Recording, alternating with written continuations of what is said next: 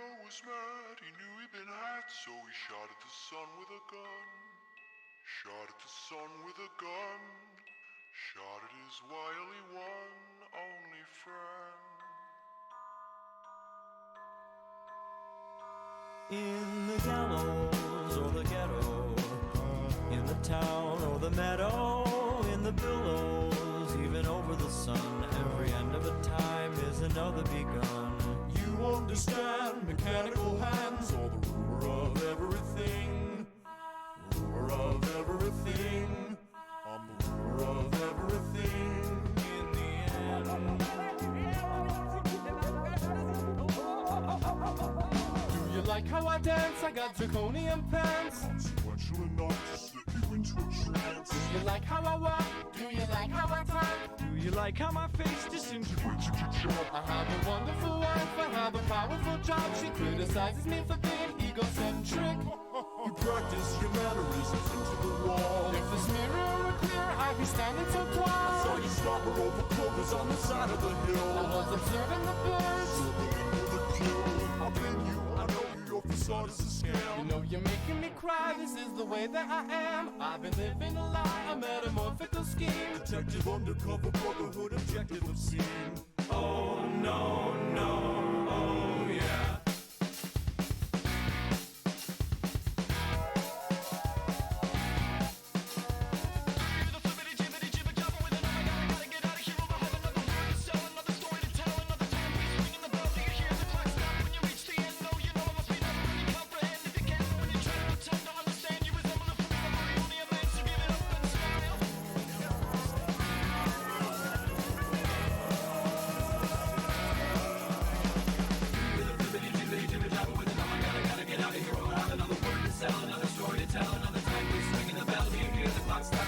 The end, no, you know, must be never really comprehend. If you can, but when you try to pretend to understand, you resemble a fool, but you only are meant to give it up and smile.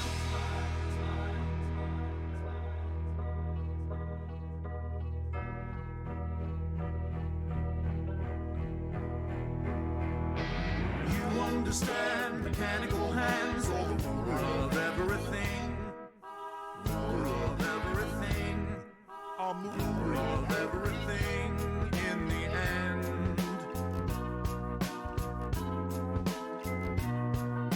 Without looking down, gliding around like a bumbling dragon I fly, scraping my face on the sky. Oh no, no, oh yeah.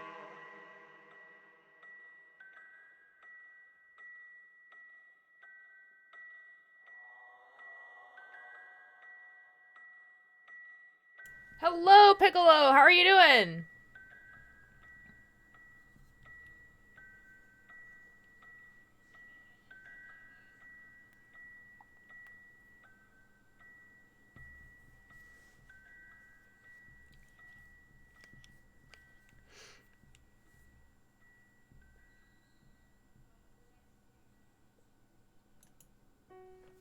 Do do do do do do do do do do. Bum bum bum bum bum bum bum. Knitting a sweater? Yo!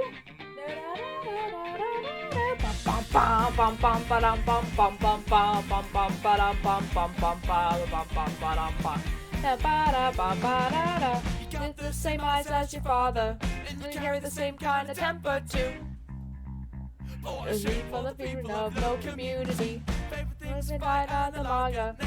Make this now a lie or two.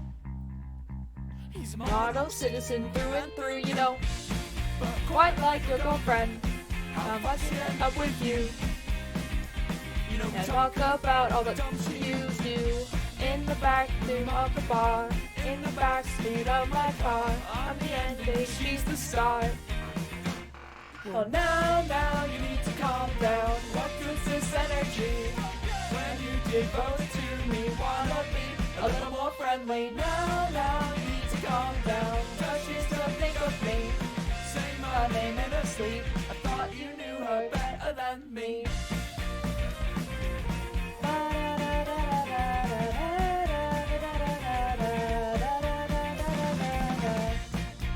But don't give me that face. You know that the trace is through.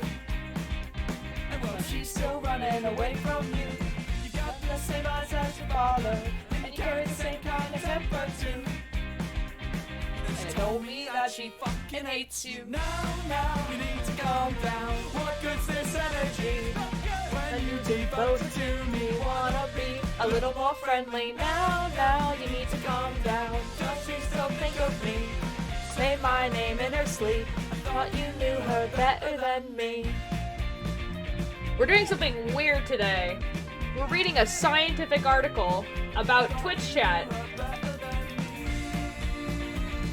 So that's gonna be interesting.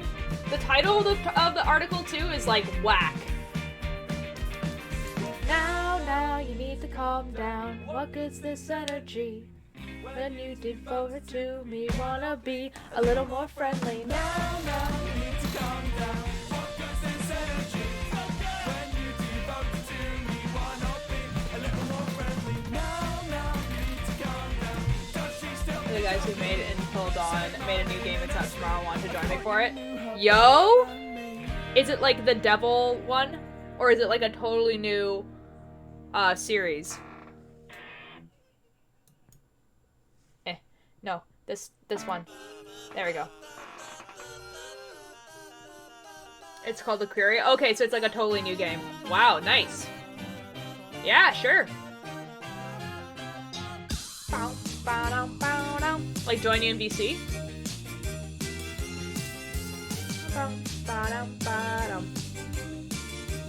Might be going to my first Pride this Sunday. Yo! Let's go! That's super exciting! Said already about the cursed cringe of Twitch Hivemind. That's kind of what it's about.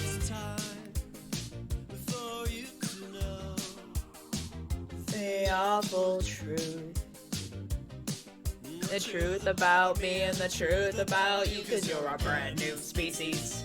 Pink cat. Uh-oh. What's that? Uh-oh. Uh-oh. Call me back, call me back. Hey, I'm a person. What? So I haven't read this article. So like, this either might be very entertaining or extremely boring. If it seems like it's not gonna be that great, we'll do something else. Don't touch, don't telephone. On your AM radio, I'm crying out authentic tears. They go out of me when I think about you, 'cause you're the only one in the world who understands. Who understands the meaning of this. Atlas, hello! And I try to make you listen to me. Is this multitasking? I don't know, is it? From very own mouth. Am I multitasking or are you? On my touchstone telephone. On your AM radio. I'm making dinner, watching stream and VC with Bishop and the gang. Yeah. Atlas, for real, not even like a joke, welcome to my life. Every single day. That's just what I do. I'm like, it wouldn't be an exaggeration for me to say that basically anytime I'm home, I'm in a VC with someone. Wake up yet. I'm not done. I'm the expert. I'm the one. The one who's been right all along. Better to be laughed at than wrong. I'm an expert in my field. UFology, yes, it's all real. And aliens, it's all true. I'm an expert just like you, and like you, I'm a genius before my time. Inspiration, that's the real crime. Hello, Bishop. They'll discover me in the super sarcastic sea. I tell you every day, what can I say when the truth comes out? I'm looking on a unified theory. If I make it through tonight, everybody's gonna hear me out. On my touchstone telephone. On your AM radio. ba ba ba ba ba ba ba ba ba ba ba ba ba ba.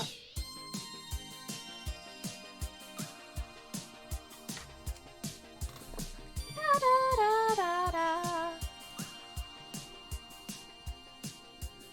Do do do do do do do do do.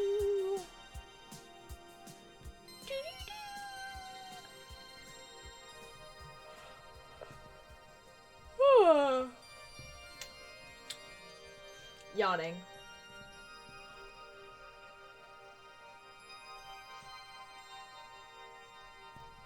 Ba ba ba ba.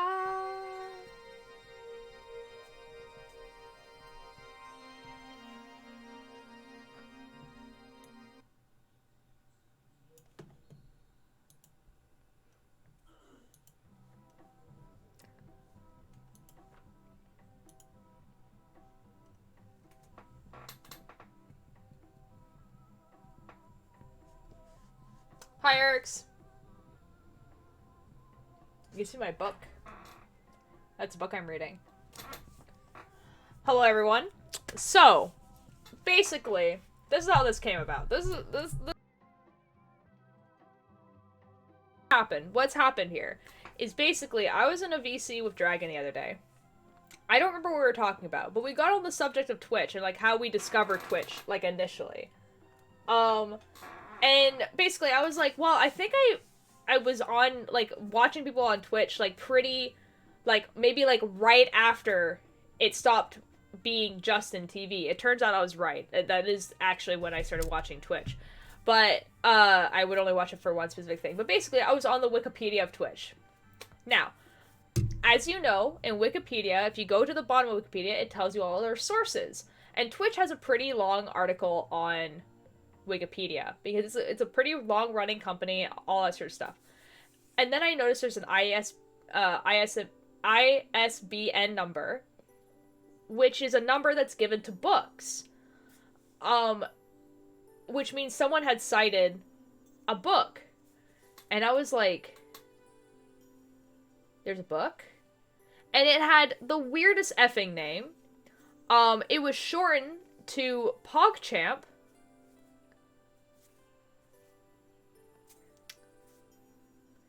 Which is a really weird name. So it also turns out that ISBN numbers are also given to scientific articles.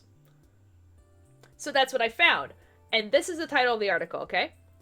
Twitch Speed OP, and then the PogChamp emote. There is, like, it is the actual PogChamp emote.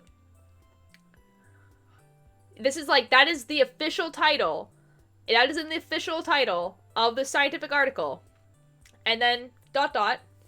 particles of coherence in massive Twitch chat. Which, shortening it down, it's basically an article just about the Twitch Hivemind. That's it. And then it has, like, a bunch of people who researched it. And that type of thing. And I'm gonna read it. It's 14 pages long on here, but the actual article is 11. Or maybe even 10. I haven't read any of this, so I don't know if this is gonna be super dry or actually quite interesting. But considering that this person kind of, like, decided to write an article about Twitch in general,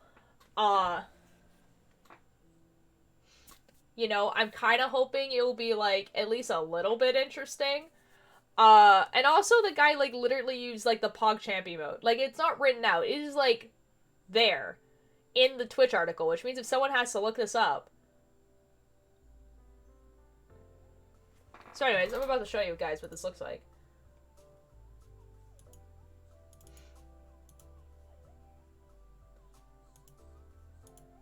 So this is it.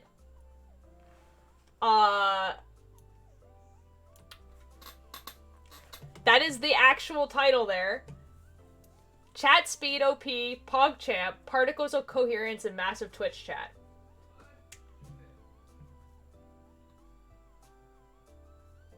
That is real. I'm gonna make it pretty big, and then we'll just slide side to side, because it's quite small text. But, like, my dinner's somehow both hot and cold at the same time. Oof. Oof, I'm so sorry, Alice. So, I'm gonna read this, you know. Also, probably, good to note, this was made in 2017. So there might be some stuff in here that is outdated. Just statistic-wise. Because, what a big Twitch chat was in 2017 is way different than it is now. Like, in 2017, the people who were getting the highest views were esports, and esports were just hitting, like, 300,000 marks. Whereas esports now are hitting the millions. And people are hitting 300,000 marks. So, this person, is gonna say that, like, the big Twitch streamers are looking at is at 10,000, but to be realistic, there is a point where, like, there's a point where, like, it doesn't matter how big you go, like, after that point, the chat's probably gonna behave the exact same way. Same thing with what's gonna happen under that, which is basically the point of this article. Searching pod chat mode in the search bar. Well, I wasn't even watching Twitch in 2017. I was, but specifically esports. So that's kind of how I got in the discussion with Dragon, is that how I discovered Twitch was I watched League of Legends esports, which is super hype, and still quite hype. It is, like, still a thing I would like to get back into, but all the teammates that I, like, knew, like, all the people that I knew no longer play the game because they've aged out, or they moved on to something else, right? And, like, I played League in high school, and then I knew there was an esports because they advertise it on their video game. And so I went on YouTube to look for VODs, and then from there found out that they stream it live on Twitch. So I'd watch, like, the Worlds live. Everything else I'd watch the VOD. But, like, I never watched it with a Twitch chat open. Like, I just didn't even know that was a thing. I feel like it took me, like, probably until about maybe, like, because I started watching Twitch, I would say, like, in 2012, 2013. I would probably say probably, like, 2018, 2019 is when, or not even, I would say, like, 2016, because 2016 is actually when I started streaming on Twitch, so, like, the first time I started streaming on Twitch, when I used to stream Overwatch, and I did that for a little bit. There's nothing of it, there's no VOD saved anywhere. I think there's one clip on my channel, and it's, like, was an accidental clip. This is why Liam has, like, a 5-year thing. I started watching Twitch because of Manhunt compilations on TikTok back in, like, 2020. Yeah, so I feel like that's kind of, like, what I mean about, like, how Twitch has grown. So, like, obviously, like, the Dream SMP kind of had, like, a big hand in it, but I would also say the pandemic did as well, because when people were stuck inside for a while, they looked for entertainment. And what better place to look for entertainment than people who literally are going to entertain you for 8 hours because they have nowhere to go, you have nowhere to go, so they're going to play video games for 8 hours live on Twitch. So I feel like a lot of people discovered Twitch then, because, yeah, and that's why there's been a massive drop in viewership for, like, the bigger streamers now, because people are allowed to go outside again. So this is kind of, like, the abstract is kind of, like, what the article is going to be about. Twitch.tv, a streaming platform known for video game content, has grown tremendously since its inception in 2011. So, that's the inception of Twitch.tv, not Justin.tv. Justin.tv was made in 2007. And Justin TV was, a streaming platform, but primarily people just streamed whatever the F they wanted. It was mostly people doing homework, just streaming, just, like, the whole TV shows. Like, that type of stuff, like, it was pretty sketchy. But they realized pretty early on, in 2011, that their gaming category, people who would, like, set up a camera facing, like, a TV screen or whatever, playing video games, would get a lot of people's attention. And so they made an entirely separate streaming platform just for games. So that's how Twitch kind of started, was just for games. But then when Justin TV disbanded, they moved all the other stuff to Twitch. So that's why we only have Twitch now.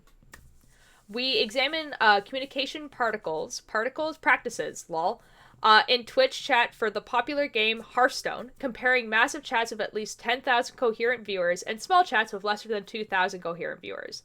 Due to the large scale and fast pace of massive chats, communication patterns no longer follow models developed in previous studies of computer-mitigated communication. Rather than what other studies have described as communication breakdowns and information overloads, participants in massive chats communicate in what is called crowd speak, or the hive mind.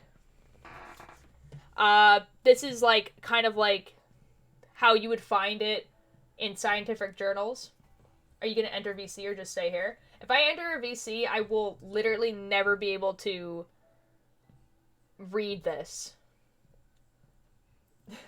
I mean, I could enter a VC, but it will go from being like... I could enter a VC. If people want me to. I was just planning on reading this and talking about it. Because it's cool. It's interesting.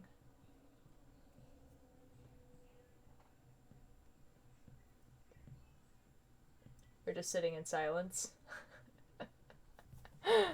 Alright, nice. Alright. Introduction to the thing. I mean, if you guys want me to join VC to talk about it, you guys can, but we're just quiet right now. And silence. Well, I mean, okay, well, like, if I go to a VC, though, it's gonna be a streaming VC. So, you guys can chill in that other VC and talk to each other. And then I will read this. Come to VC, I'll come back and just listen to you. I'll join back and just listen to you. Oh, okay. If you want to, I guess. Like, I'll join a VC. We're gonna go into the crew. Oh, wait, no, I shouldn't because I don't have a bubble for that. I have bubbles for this one. Yep. Yep. Yep. I don't mind joining a VC. I was just like, I didn't think anyone else wanted to, like... to, like... This is, like, I feel like people are not understanding how much this is a scientific article.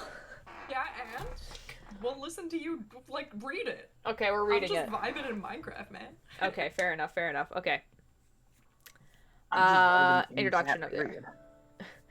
it. Launched in 2011, Twitch.tv is an online video game or video hosting platform where gamers live stream gamers is in a scientific journal. Oh my god, gamers. Oh my Yep. god, gamers. Where gamers live stream their gameplay. Just got here, but I'm watching the gay Pinocchio movie. Oh my god. Oh my god. That's lovely. What now? We're reading an article about the Twitch Hivemind. Let's go. Let's go. Let's go. Let's go. The word TwitchCon notes short, sudden, even, convulsive, a fitting term for the rapid and seemingly incomprehensible discourse found in massive Twitch chat for top games like League of Legends and Hearthstone that regularly draw more than 10,000 coherent viewers. Individual messages often have only a few seconds. Oh my god, we're looking at the picture. Guys, there's pictures in this one. Pictures. Let's Interesting. go. Let's go. Of screen time before rushing out of Let's view. go. Massive chats thus present unique circumstances for collective communication, as the number of coherent viewers exceeds by thousands that of most internet relay chat, or IRC channels, or other chat spaces. Building on... Okay, Hamilton is a name of a person. Distinctions between small and massive Twitch chats. We compare the two, finding that, okay, the word has been split in two, and now I can't read it. Participants. Participants. It's like, it was split in two in a weird way, and, like, I just, like, couldn't read it. Pictures. Participant in massive chats develop a distinctive form of communication supporting large-scale interaction, or what we call crowdspeak. Crowdspeak may appear chaotic, meaningless, or cryptic. However, we discover practices of coherence that make massive chats eligible, meaningful, and compelling to participants. By coherence, we simply mean that the chat makes sense to participants and is not expected as a breakdown, overload, or other difficulty. Which is true, because people use, like, emotes and stuff a lot to get across, like, emotions and stuff like that, instead of, like, writing out an entire sentence. So that's why we see things like emotes like Sag or Monka S. Like, how would you describe that emotion in, like... How would you describe Monka S in an emotion? Yeah, it's like... How do you describe it in a phrase, but not an emotion? How do you describe Kek or Copium? Copium is such a good one. Emotes, you say? Exactly. And, like, the thing is that, like, obviously, my chat is of the latter half, where, like, you can write full sentences, and I can read every single one of them.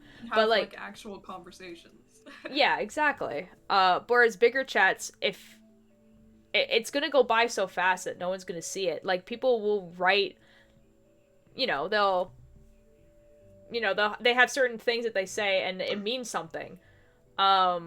Like Monka S, Copium, Yup, like those emotes, or just even like words or like very specific sentences that just mean something to that chat community or just chat in general.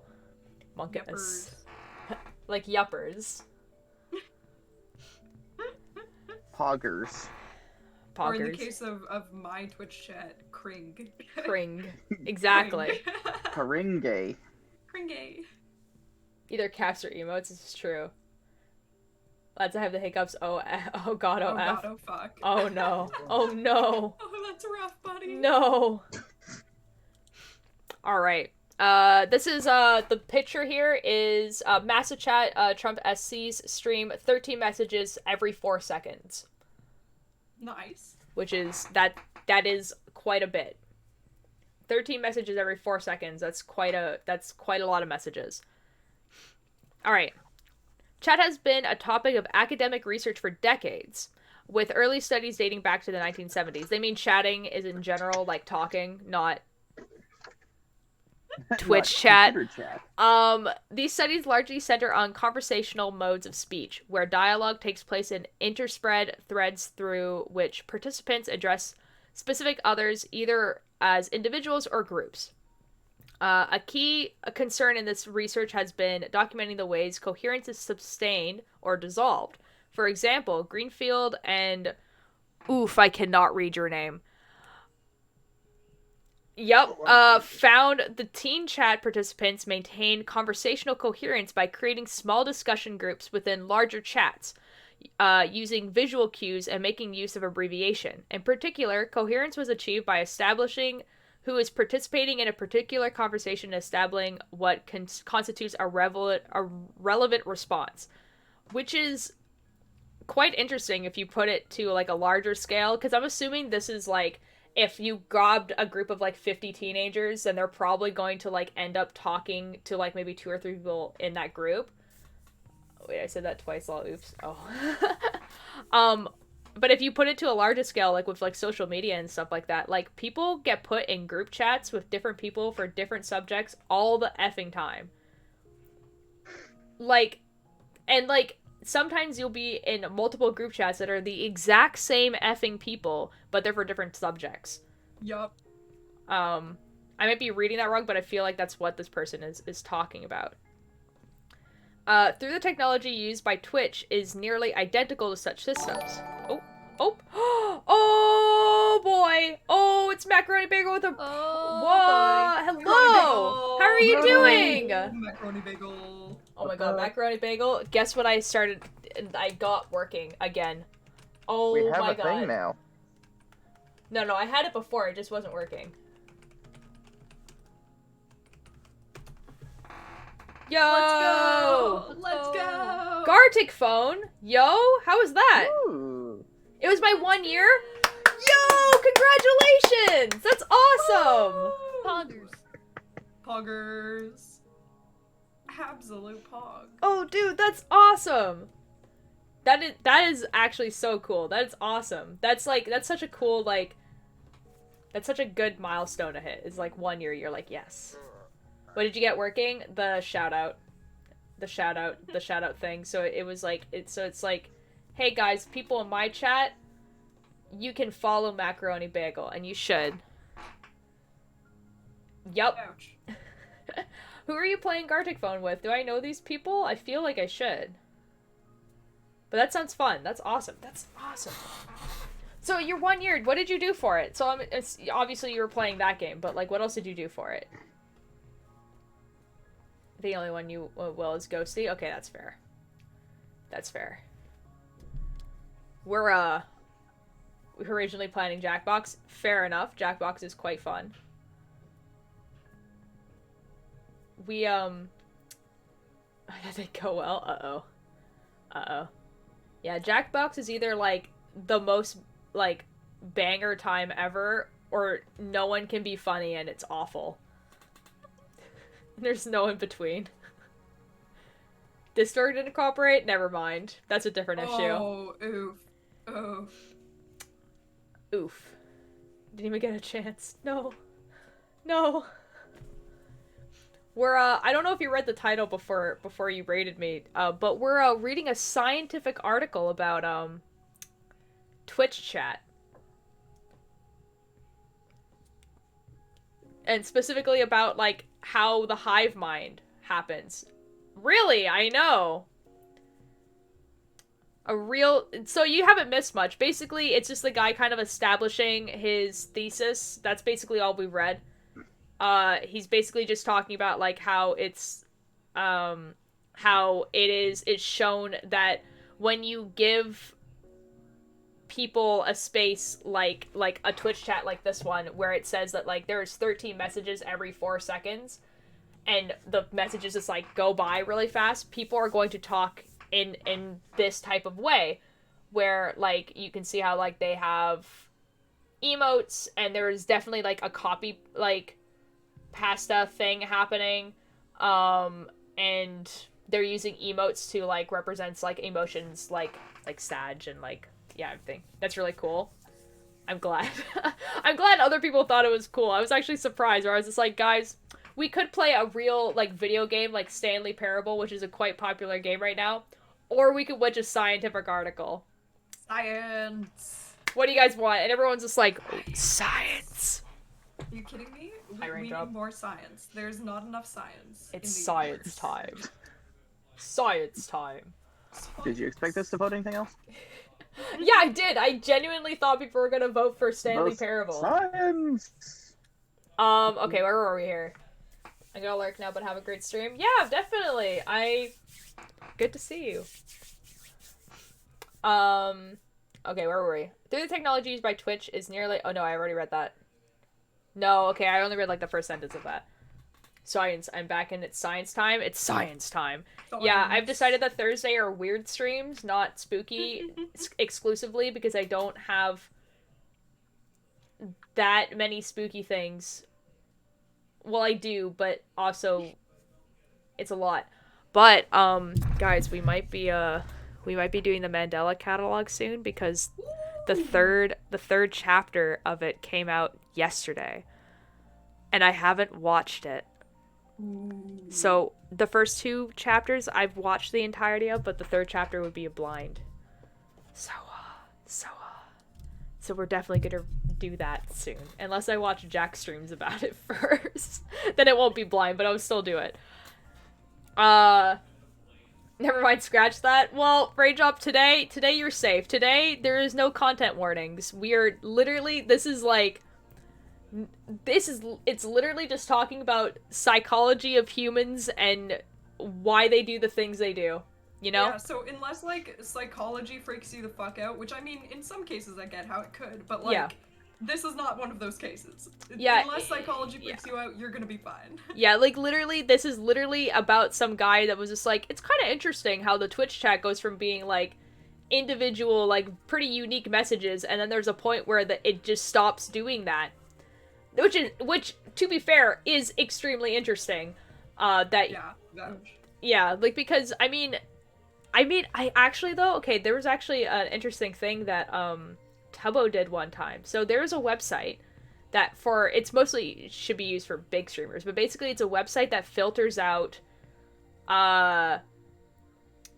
like, spam chat. So if, like, let's say you're playing a video game and everyone is, like, just putting in, like, L, or they're putting in, like, a certain emote or whatever, it will filter those out and will only show you the, like, quote, unique messages. and which is pretty cool for a big streamer to have that up. It is. So they can see, like, so obviously they're not going to answer questions like how was your day today, but it's mostly for, like, if someone is, like, giving them hints about the game or whatever, or something like that, right? And he had that up, and he was like, guys, I wonder if you can make it so that everything is a unique chat message. And so everyone just started typing how they would normally type in a smaller person's stream, and it was the most surreal thing I have ever seen. Like, you have no idea how crazy it was to see, like, a 30,000 viewer stream where you're super, like, even, like, you as a viewer pretty much see every other chat as just, like, some number, right? Because how can you, like, in your head individualize, like, every single, like, person that's going by, except for maybe the mods, right? Yup. Like, you can't. Like, it's just, like, that's just, human brains can't do that. And so you just, like, are looking at this, and it's just a part of the Twitch stream where there's gonna be, like, this hive mind where, like, there's these emotes that are going by or whatever. But then, like, every single person started writing, like, pretty unique chat messages being like, this is what I did today, like, how was your day? And, like, not even, like, just, like, everyone saying, how was your day? Like, everyone was, like, pretty, like, writing, like, some pretty, like, unique things, obviously. And, like, and then, like, me as a viewer was watching this and was like, oh my god, every single voice that, like, every single, like, username that's here is a person. Like, that's terrifying. There are 30,000 people here. Yeah, because, like, when they're just, like, spamming shit, it doesn't feel real. And then when they say actual words and shit, it's like, oh my god, oh fuck, You're like, oh oh god. We can get comprehended as you can imagine a stadium full of people. Yeah, no, true, Atlas. And, like, the thing is that, like, you could visibly see Tubbo, like, freak out. Like, he literally, who's just like, nope, everyone go back to Hivemind, spam this emote. And then, like, he's like, ah, yes, nature has returned. Like, and, like, I get it, because, like, even me as a viewer, that was freaky. I can't even imagine, like, your brain suddenly, like, trying to comprehend the fact that you're being viewed by 30,000 people. Yeah, it's whack. Like, let alone the fact that is definitely not, like, the top he has ever been, right? Like, like, I think there was a picture one time. So, I remember when Technoblade was breaking Dream out of prison in the Dream SMP. He had 600,000 coherent viewers on YouTube. Whack. Which is insane. And there was a person who posted a picture of, like, this thing that happened. And they were just like, yeah, this picture shows what approximately 600,000 people looks like. And it was crazy. It was nuts. Like, it is, like, it's more than a stadium. It's, like 100 stadiums. Like, it's stupid. Yup. Like, it's a stupidly large number, yeah. It really, really is. And it's crazy. I can't even imagine what it was. Yeah, crazy. Nuts. Okay, where we are here.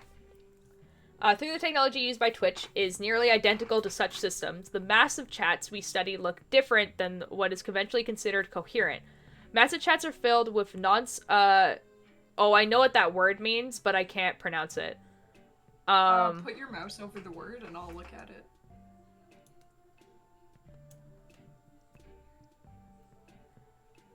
Non sequiturs. Oh god, that's a creeper. Non sequiturs. I know what the word means. I couldn't, like, say it. Yeah. Non sequiturs, verbatim repetition, variations on prior messages, blocks of text copied from elsewhere, and tiny messages that include only a few words or emotes. As conventional conversation coherence breaks down, participants achieve a different kind of coherent that prioritize crowd-based reaction and interaction over interpersonal conversation.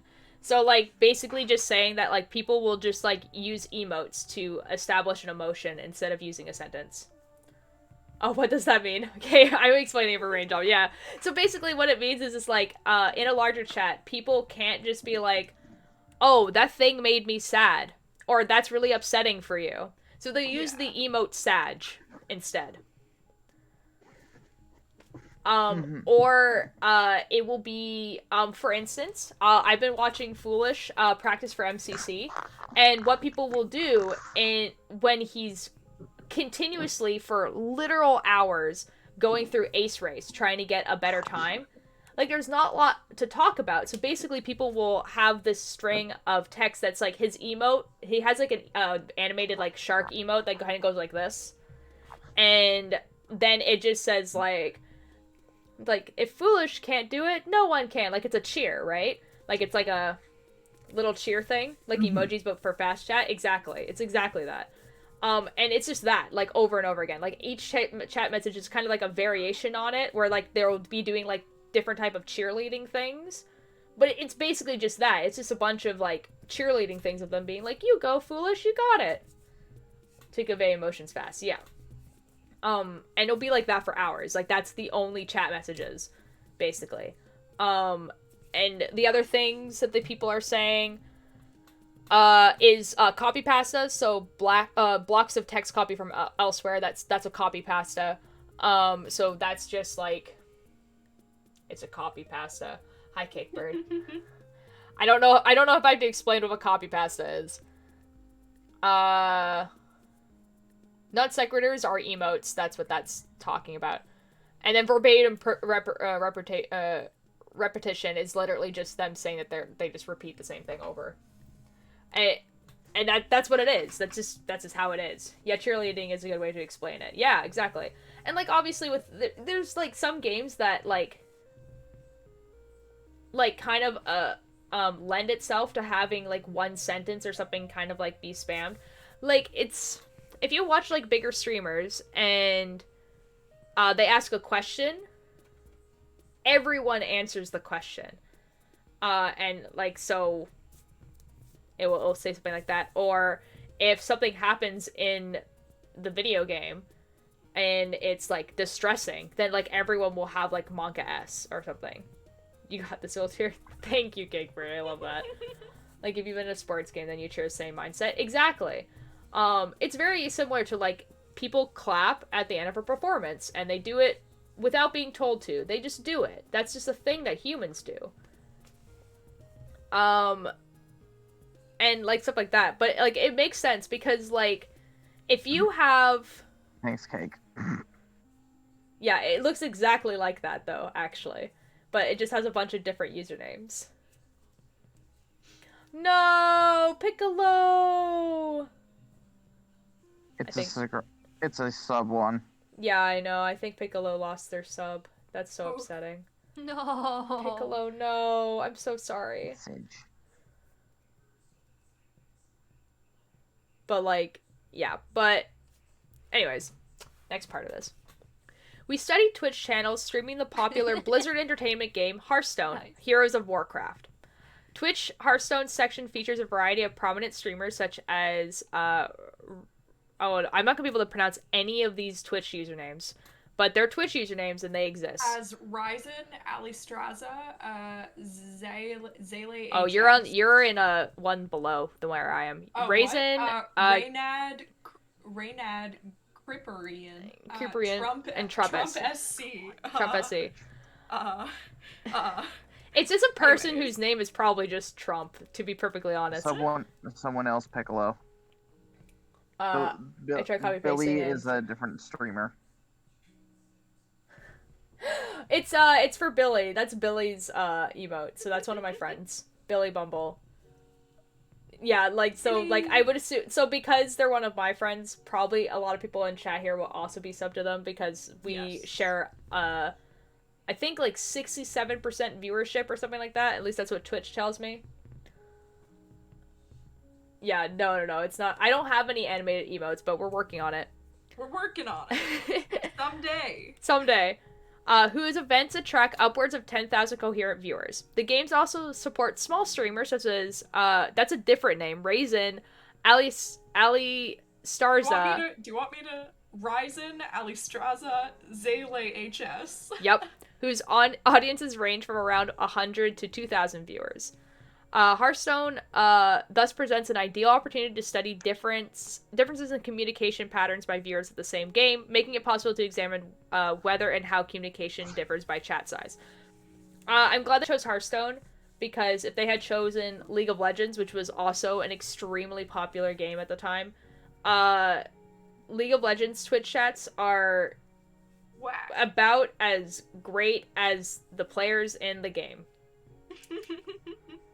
Yeah. And I also think at the time this was Minecraft down. So, like, you know how Minecraft all throughout the years will have, like, an up and then a down, up and down, and it just does that consistent. Yeah. I think this was a Minecraft down where, like, no one was making Minecraft content.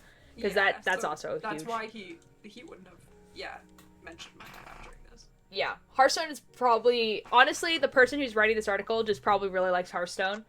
Quite possible. Yeah. Hearthstone. To assess communication patterns, we observed and recorded small and massive chats between April and August 2016. We hypothesized that 1. Messages in massive chats would be shorter in length, reducing the time needed for input. 2. Massive chats would contain less original content, making it easier to grasp meaning. And 3. Massive chats would contain fewer unique voices, i.e. perspective or stances. To test these hypotheses, we analyze 50 message segments of text from 5 small chats, less than 2,000 viewers, and 5 massive chats, more than 10,000 viewers. We measured message length, amount of original content, and number of unique voices in each segment. We use linguist John Sinclair's theory of lexicon items to define metrics for original content, noting that words also hang together in meaningful combinations.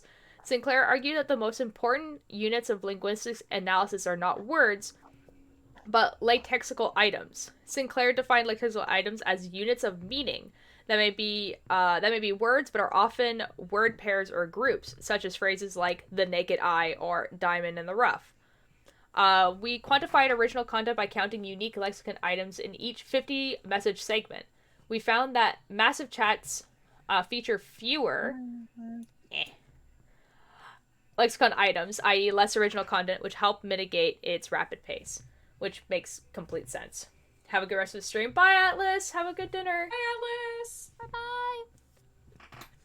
Alright, so this is the next picture that we have.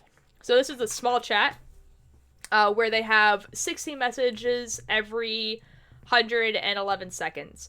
How much is that? That's like 60 messages every 2-ish minutes? No, more than that.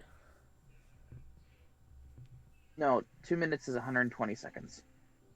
So it's just under 2 minutes. Okay, so it's just under 2 minutes. So 60 messages on every 2 minutes. I feel like that's like pretty pretty much like what mine is. Maybe like a little bit. Like, I feel like maybe mine would be, like, 60 messages, like, every, like, 3 minutes or something like that. Yeah. Yeah, that checks Probably not that far off. And I don't know if you guys can see the picture very well, but the picture is basically, you can see the same usernames over and over again. Like, you can see, like, there's, like, one person on here, like, Uncensored A. Like, that person's, like, on there, like, a bunch of times, so that's probably someone who comes in this chat quite often, talks to people.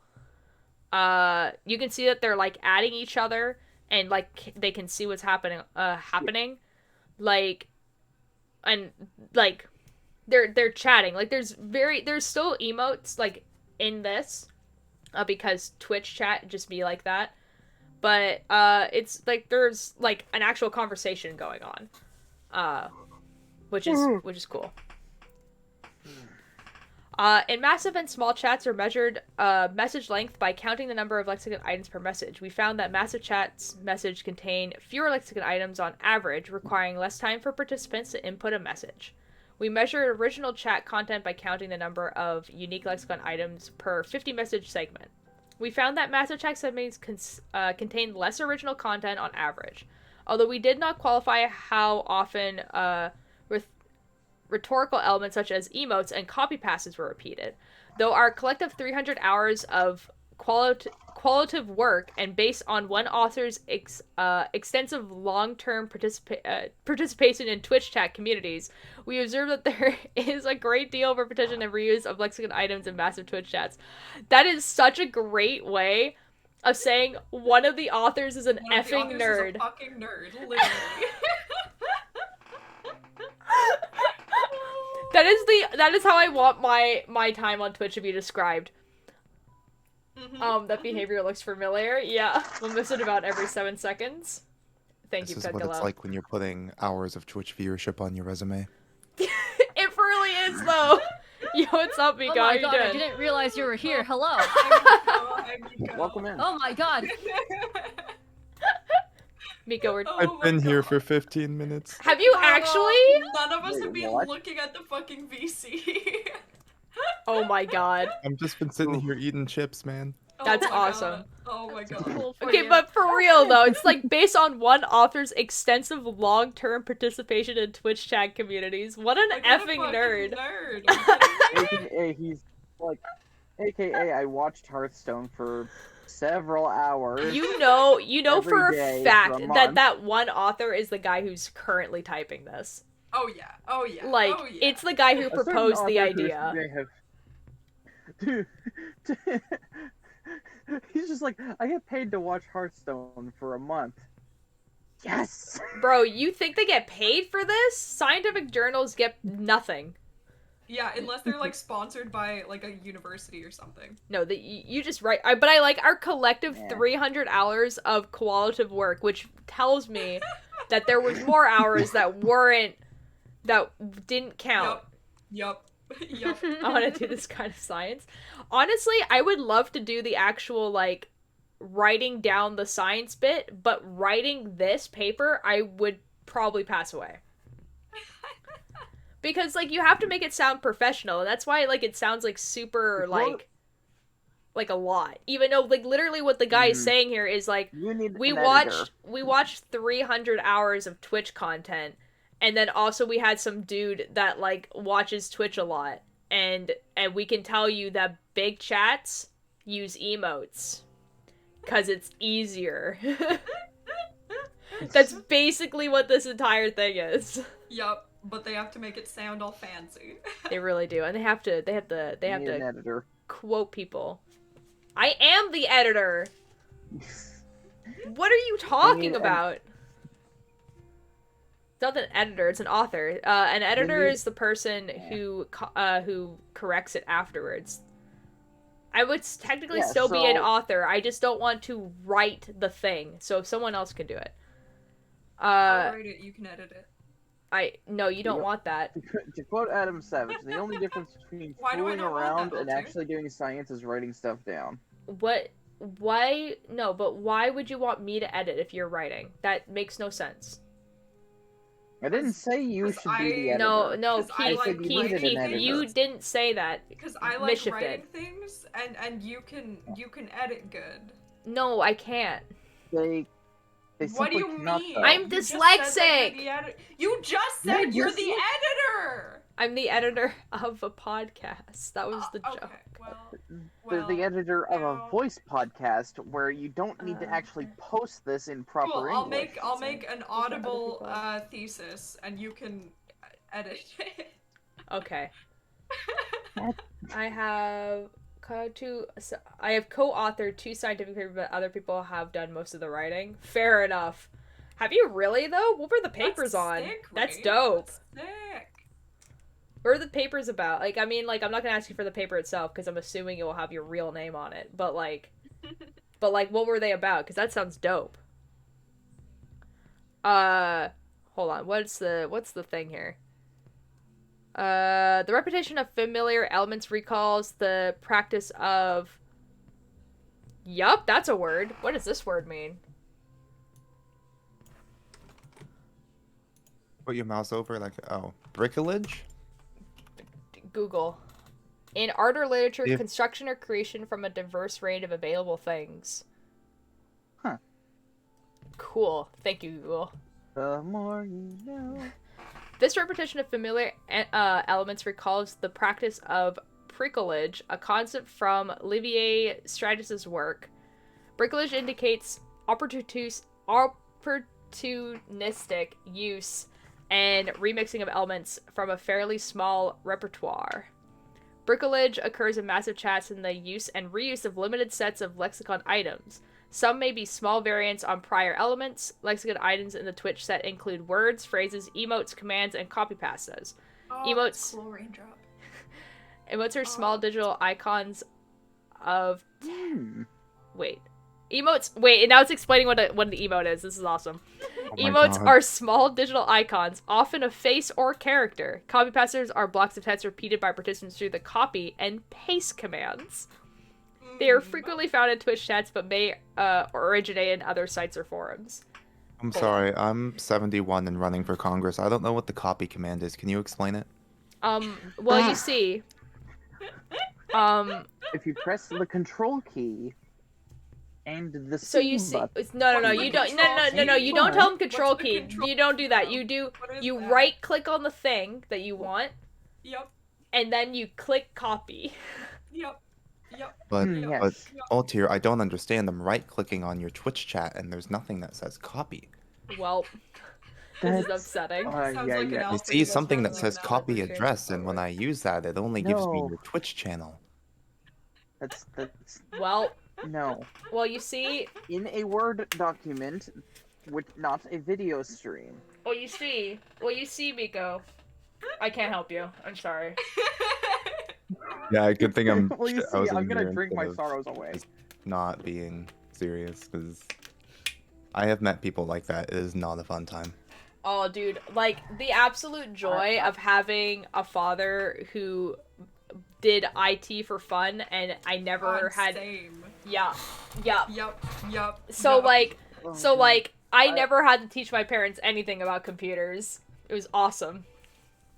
Yeah, my parents were the ones doing that. Because, like, my mom, as a librarian, that was her fucking daily basis. Like, she was constantly fucking having to explain that shit to people. Oh my god. It was great, because I don't have to explain that to her.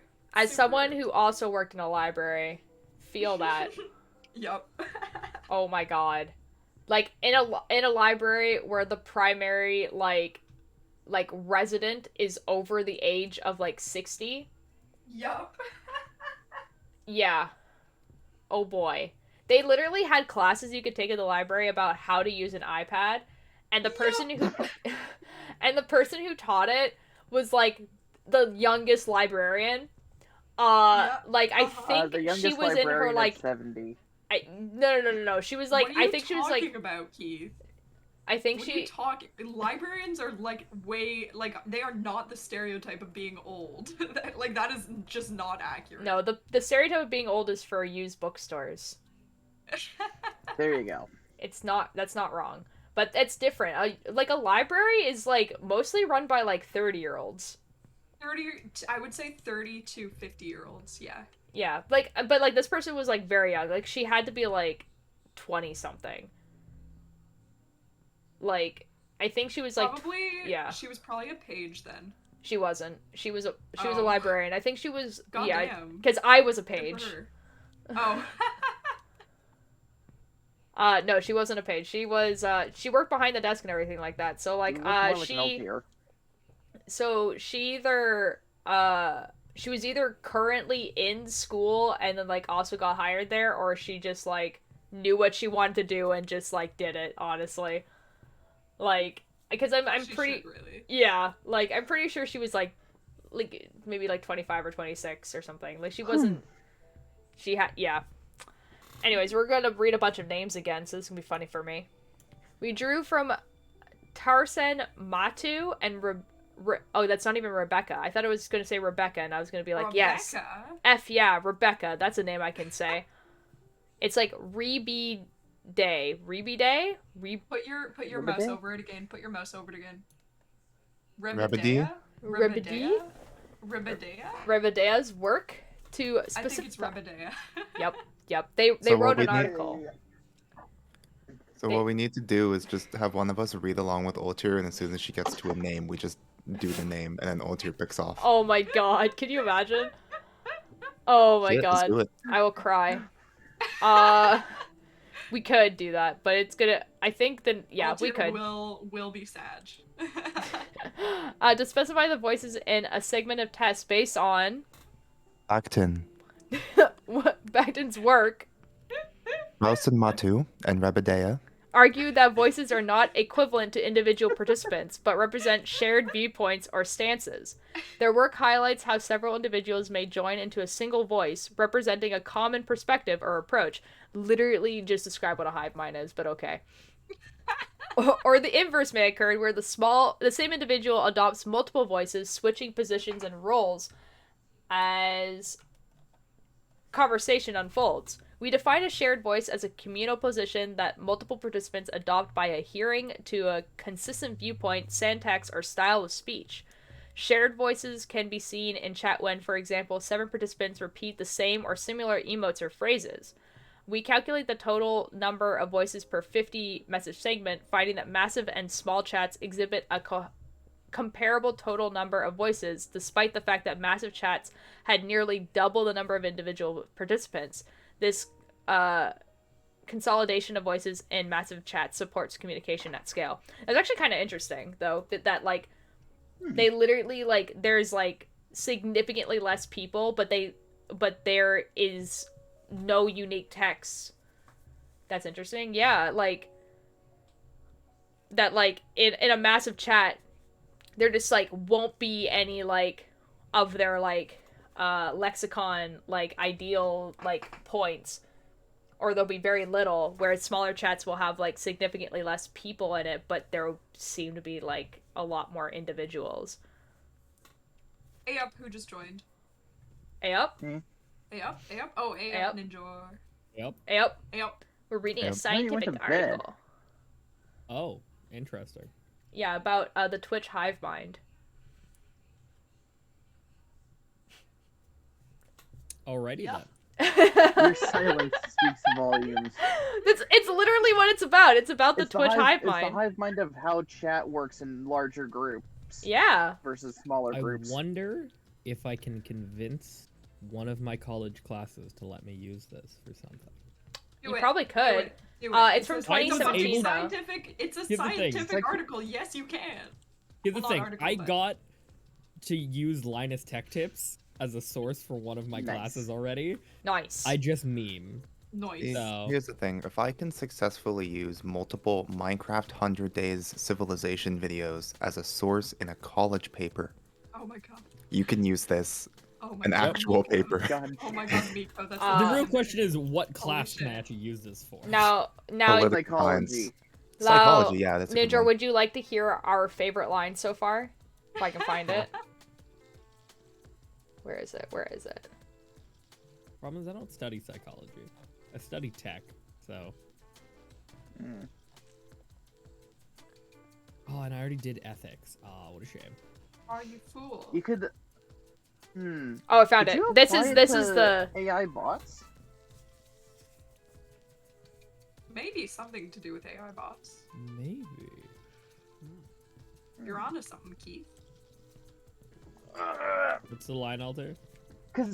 Although we did not quantify how often rhetorical elements such as emotes and copy passes were repeated, there are a collective 300 hours of qualitative work, and based on one author's extensive long-term participation in Twitch chat communities, we observe there's a great deal of repetition and reuse of lexical items in massive Twitch chats. And, what can you infer from this, Ninjor? Are they talking about emotes? No. Listen. Although we do not qualify how often rhetorical elements such as emotes and copy passes were repeated, there are a collective 300 hours of qualitative work, and based on one author's extensive long-term participation in Twitch chat communities, we observe that there is a great deal of repetition and reuse of lexical items in massive Twitch chats. And what can you infer from this, Ninjor? Someone spent 300 hours in a Twitch chat? Oh my god. Oh my god. Oh my god. Ninjor. Don't get this. Ninjor. No. So it says there are collective 300 of qualitative work, which basically means that collectively all the authors spent 300 hours on Twitch studying. But then also... Jesus Christ, fuck, shit. You good?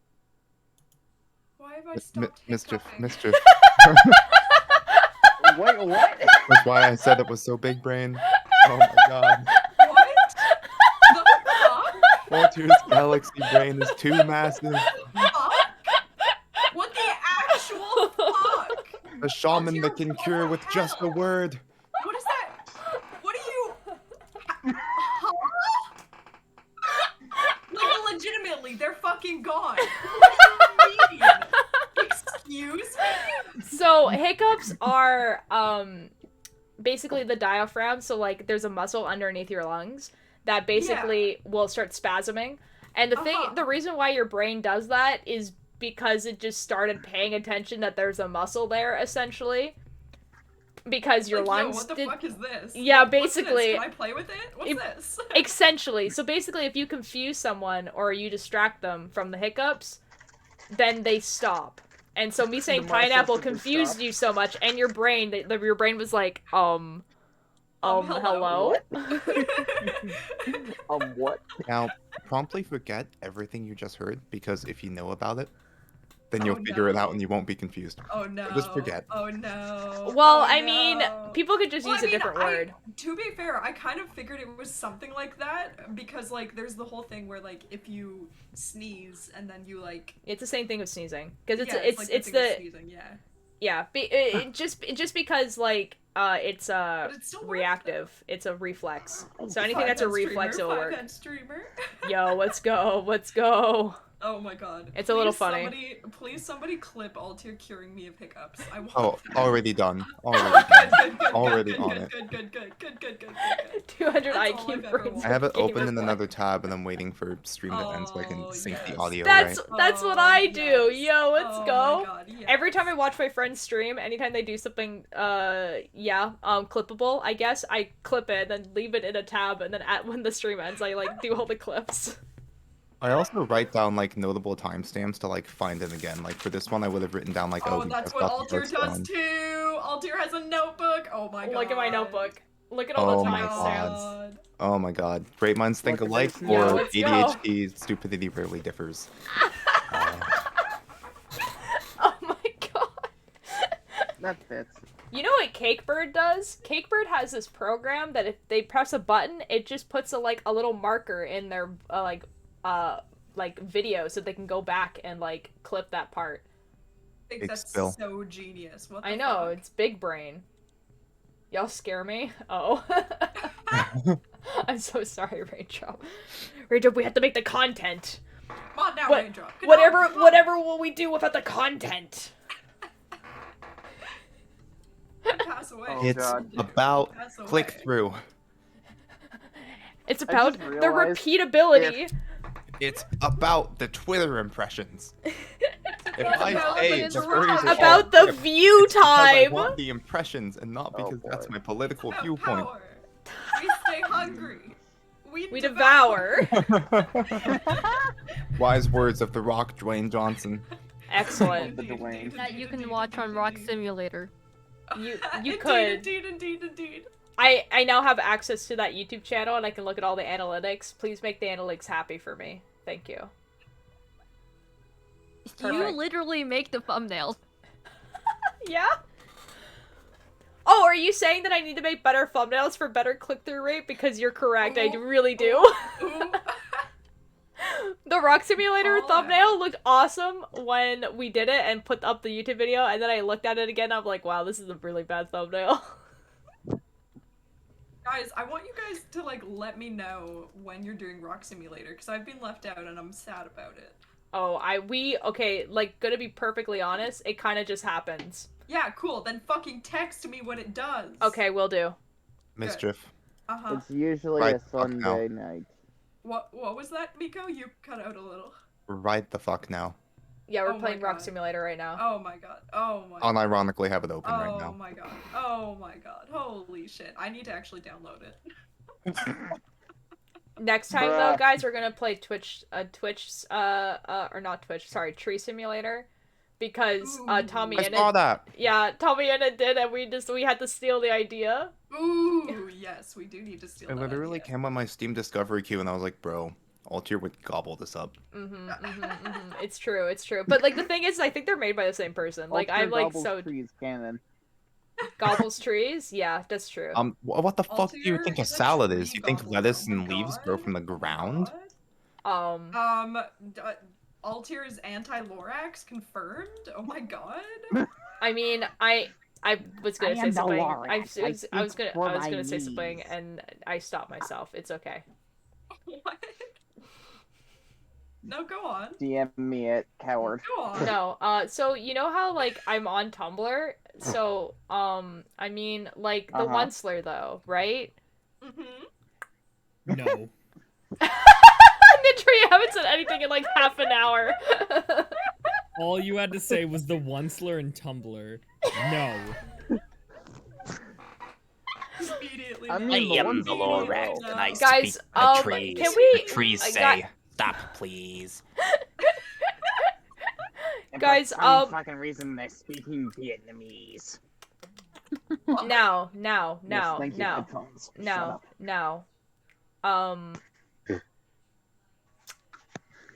I am the Lorax. I yeah, speak for the trees. The Onceler came and took my fucking knee. Thank you for that really scuffed audio. Thank that you. made my day. My entire voice is scuffed, fellow. I'm trying to. Alright, sorry, Altair, what were you gonna say? I don't remember. I'm like trying to remember. It's something about like the Altair, ones you're like. right. That same Oh, year, I would developers like. Wizards Entertainment chaos. released Hearthstone, an online collectible card game set in I the fantasy no, Warcraft hold on. Now I remember what it is. So I would like a scientific article about the cultural impact that was Tumblr getting their hands on the Onceler, because there's a lot. Now, would you guys like me to tell you the biggest one, which is okay? So the Onceler, right?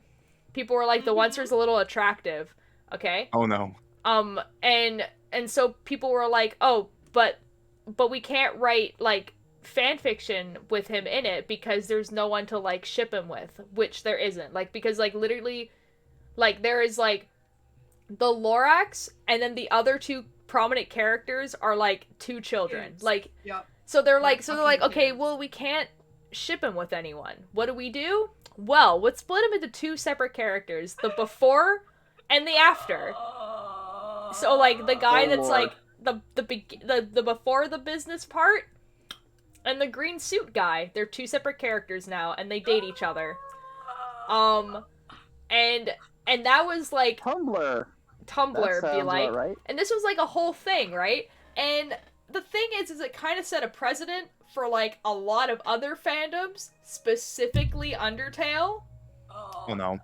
Oh and lord. It's like, I would argue probably one of the biggest reasons why Undertale has like a stupid amount of AUs, and then people took all the different sands from those AUs and shipped them together.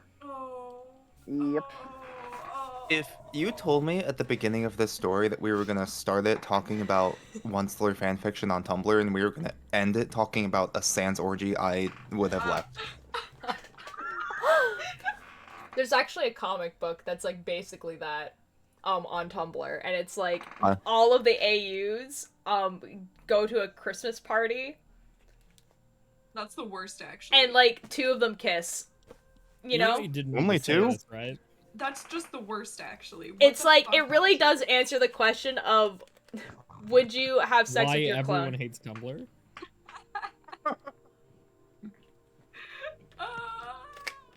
And some of their answers was no, that's basically incest, and the other ones were like, yep.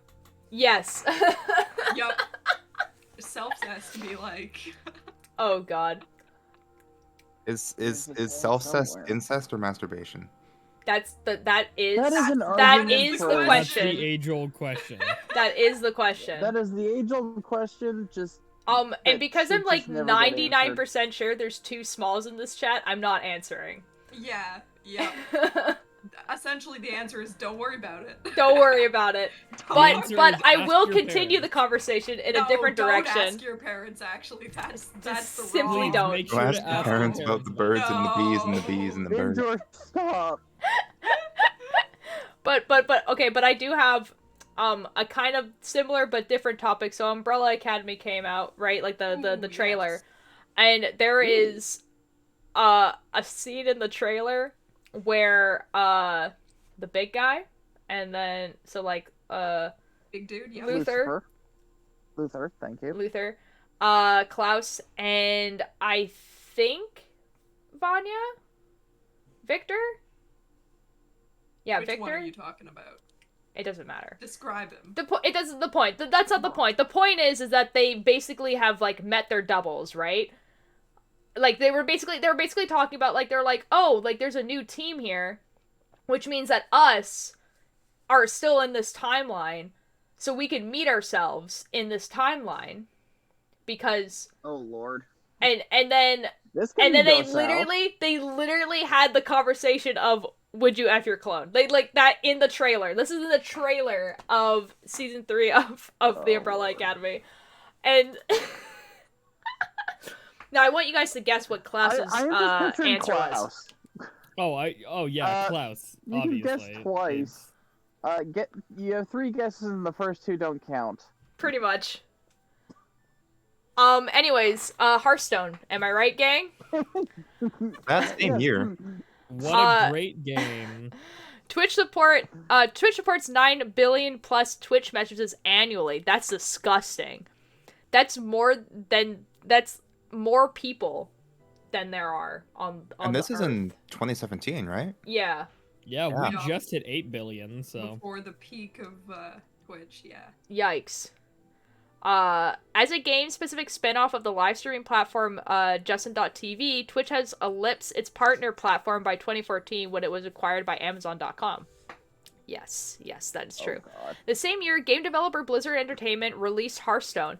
Hearthstone was released in 2014? Oh. We're learning so much today. I had beta access to Hearthstone because one of my friends was in the top 100 in World of Warcraft. So he had beta access to every single Blizzard game, and he gave me the beta key. I'm like so sure I have the beta key, and it was like from 2012. Like I am so sure. It's on a laptop somewhere. Okay. That's exciting for me. Unlike collective card game set in their fantasy world, their fantasy Warcraft universe, system match players play each other by casting spells and summoning creatures via cards with numerical values representing tactical information such as well, I knew what the word was, I just said it wrong. Values representing tactical information such as health and damage. Blizzard distributes close beta keys to well-known Twitch streamers who built interest in the game by streaming themselves playing Hearthstone live before most people could play it at all. Guys, I had one of those beta keys. Like Altier. Altier was a big Twitch streamer. Hey, yo! I played Hearthstone all of one time.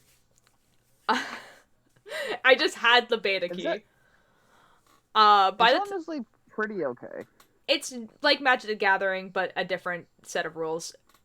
By the time Hearthstone had been released to the general public, the game had already developed a dedicated audience on Twitch, which is why they released beta keys. We're figuring it out. Yup. Is that what happened for Genshin? Yes. Yeah. Maybe. Genshin... It 100% is, because I got so many ads before Genshin was released, like, asking people to beta it. And I was mildly tempted, but then I was like, this looks too much like anime for me. I don't want to play anime games. Specifically, that one ad on Dragon's TikTok. Oh my god. Yeah, specifically that one. Specifically that one. There's to be honest, but from like since like 2012-ish, when Let's Play channels became super popular on YouTube, game developers noticed that, and they were like, well, if we give YouTubers access to our game early, and they are able to release part 1 of their video game the same day that we release the game to the general public, that's good for us. And they were correct, and that's how a lot of video games became, relevant. Everybody but Nintendo, apparently. Oh, except for Nintendo, because... Fucking Nintendo sucks. Because fucking Nintendo. God fucking fuck Nintendo. Yeah, because Nintendo Like, I'll actively... play the I gotta do will- everything the I hard will way. play the shit out of their games, and I will be angry about it. No, and it's true, though, because, like, I mean, like, Nintendo, I feel like, is the only game company that actively, like, pushes against anything that their community wants to do. Yep. Because, like, for instance, we'll take, like Super Smash Bros. They have never sponsored a tournament. They have never organized one. They don't support it. They actively, like, make They've it had so that tournaments. it's... Yeah, they make it harder and harder for people to actually do the tournaments. They've had them just taken the down several worst. times. They also shut down Project M, which was a like really big mod for Smash. Yeah, and, like... Which is just kind of the stupidest shit. It's Honestly. Nintendo does not like letting their fans have any control over their game. Yup. No Yeah. fun zone. It's like you only allowed to It's play like, the game Why? the way we intended it, which is, like, honestly the exact opposite of, like, a game like Minecraft, where they Oh, yeah. they want their community to do whatever the f they want with it. Exactly. You are literally and that's in a part of the voice chat reason with the why, head of a like- mod pack team. That's cool. That's cool, actually. But that's actually it, right? And, like, Oh, I don't have my fucking shit. but there's other games like that too that they actively support mods. I think Skyrim is, like, one of them where they're just like, yeah, Yes. do whatever that Oh you yeah, want. Skyrim. Skyrim, for Gary's sure. mod. Yeah, I in mean the that name. literally is. Yep. Celeste doesn't have any distinct mod support, but the developers went out of their way What to is this support the horse modding doing? community. There's also RimWorld and a few other games that I can't remember that have like built-in mod support straight up. Yeah. Those Games are for people, to have fun. I cool don't know what they people. think you're Nintendo, going exactly suck. against that. Exactly. It's like, honestly, I would compare it to when, like, this is a weird example, actually. When Undertale first came out, the developers of Undertale specifically told people to not sell, like, art prints of... there was a general statement of don't sell any merchandise, which was fair in when you think of, like t-shirts and stuff. Mhm. But, like, they actively didn't want people to sell, like, charms or bookmarks or art that they had made of Undertale. Yup. Which is really weird. Yup. Like, they changed They it. They did the same thing with Among Us. Yes. Among Us, Which I think am- it's still in place, though. Haha. Yup. Yeah, Among Us Among Us is one is still in place. And it which makes is sense weird. to an it at the start it made sense because they were a small studio and, like, that was how they were getting revenue. But, like, now that it's been around for so long and they've for sure made enough revenue that it's not necessary, it's just a whack thing Also, to still have I around. don't think anyone actually cares because I've Yeah. definitely seen way too much Among Us It's stuff true. that is not It's licensed true. by them. It's true. Yeah, it was... It was really think they weird keep- with Undertale, though, because I remember the first convention that happened after Undertale came out, and Undertale was huge, right? Like, Mhm. and I remember going to, like, Artist Alley thinking I was gonna, like, you know, see some fan art of, like, Undertale stuff, and I saw nothing. There was no Yup. one who had it. And it was super weird, and, like, I don't get it. Because, like, I understood at the time, like, the thing it was with Undertale is that, like, yeah, he could have, there was no way he could have possibly predicted how big his game was gonna be. But when you, like, 200% your GoFundMe goal, you probably have a little bit of an idea that it's gonna probably be a big game. Yeah, just a little bit. Just a little I mean, bit. I understand why they would want to keep a copyright on, like, what people make from their fandom and stuff like that. Mhm. Like, in order to be like, if someone, you know, makes anything that they don't like or doesn't represent it well, they can shut that down. But also, like, it kind of doesn't make sense. Yeah. See, like, the thing is that they what they did and was probably, like, the best way. So basically, if the thing that you're making can be mass produced, you're not allowed to sell it. So art is fine, prints are fine. If you are, like, they literally said if you are, like, knitting a hat kind of idea, that's fine too, because it's not mass production, that's fine. Charms and everything like that. The things it didn't want was, like, people posting, like, art, like, even if it's theirs, on places like Redbubble, and then selling a bunch of t-shirts. And stuff like that. It's because that was, like, a direct competition with their merch. yeah, so like that was what they kind of ended up going with, which I think is probably like the best way of going about it. Yeah, the way I think about it is you obviously don't want direct competition for the merchandise you're selling and for your own thing, but it's like when copyright-free musicians still hold the copyright to their own music. Oh yeah, exactly. You know, Hi, just Turkey. in case How are you someone tries going after them, they can just be like, "No, I own this." Oh yeah, totally. Exactly. Oh my god. Oh my god. Dorky has been following me for almost 2 months. Let's go. Oh my god. Oh my god. Oh my god. A dorky for a Let's dork. go. Rissa, I love you. Oh wait, Altier's a nerd, not a dork. Gotta go general. Brah. Where was I on this Sorry. thingy before You're we a like... nerd with a U. That's the important one. Oh, I was like, how are you spelling that? Always with a U. I never spell it with an E. Mostly because I thought it was spelled with a U. And no one ever corrected me. With a few streamers devoting themselves to streaming Hearthstone full time. In 2016, Hearthstone was one of the top 3 games on Twitch by viewership and appears to maintain a top spot in 2017. Alright guys, we're gonna do an experiment. Experiment time? Let's go. We're going to the Hearthstone category. Definitely not. Hearthstone. I put money, the biggest one's probably Minecraft. The League biggest... of Valorant are pretty big. Yeah, I mean, like, I'm not checking, like, who's all in call? Oh god, there's so many people here, hold on. Oh, I can check. No, Altier, you focus on stream, I'll check. It is Mischief, Altier, Ninjor, Mikoshi, Cake, and Keith. Although Cake and Mikoshi are muted right now. Yeah. So basically what it's saying right now is Hearthstone right now has 18.3 viewers, which is quite a significant amount. That's a pretty significant amount. The top streamer, it looks to be an outlier with 5.8k viewers, and then everyone else doesn't have that much. There is a few 200 viewers and 300 viewers, but it seems like the top person is definitely, an outlier. And it quickly drops to being like 2 viewer, 1 viewer, and I've already scrolled down to the bottom. Just for shits and giggles, you should, like, when you end the stream, you should raid somebody playing Hearthstone. But I'm doing the thing. Okay, hold on. We're gonna go to Minecraft. Minecraft.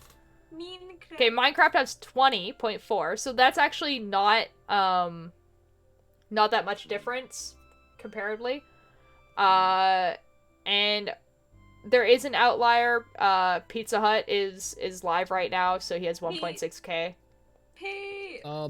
What about oh hey yo, League of Braden's Legends? there? Ayo Braden's there? Yeah, it's because I follow him, so they'll put it in the front. Oh, of course. I got excited. I got excited for my boy Braden. We need What to about rate a League of science Legends? How child. does that compare? League of Legends. Let's check. Or I actually, you want to know what's probably one of the biggest ones right now? Dungeons and Dragons. Oh, and that's League of Legends. Critical Role is live right now. Yep. League of Legends has 89.3, so a significant jump. Okay, I knew League would be Keith big. is sleeping. Keith is snoring. Keith is asleep. We may Just need a to thought. mute him. Yeah. Okay, cool. I was gonna do it if you didn't. Yeah, so August there's actually, like, a significant amount of people in here, and there's, like, oh my god, my boy Double Lift? Yo! I met this guy at PAX in 2014, and had a full conversation with him. Nice. Because my friend really liked the team he was on at the time was, CLG. I'm not sure if he's still on CLG. I don't actually know if he still plays, like, competitive. But, like, yeah? I was just gonna ask you, how many people are in League right now? Oh, 89,000. Oh, 89,000. Okay. No, 89 whole people. And like literally, like Double Lift has 11k of that. But basically, like my friend was like, you know, kind of like fanboying about like CLG, right?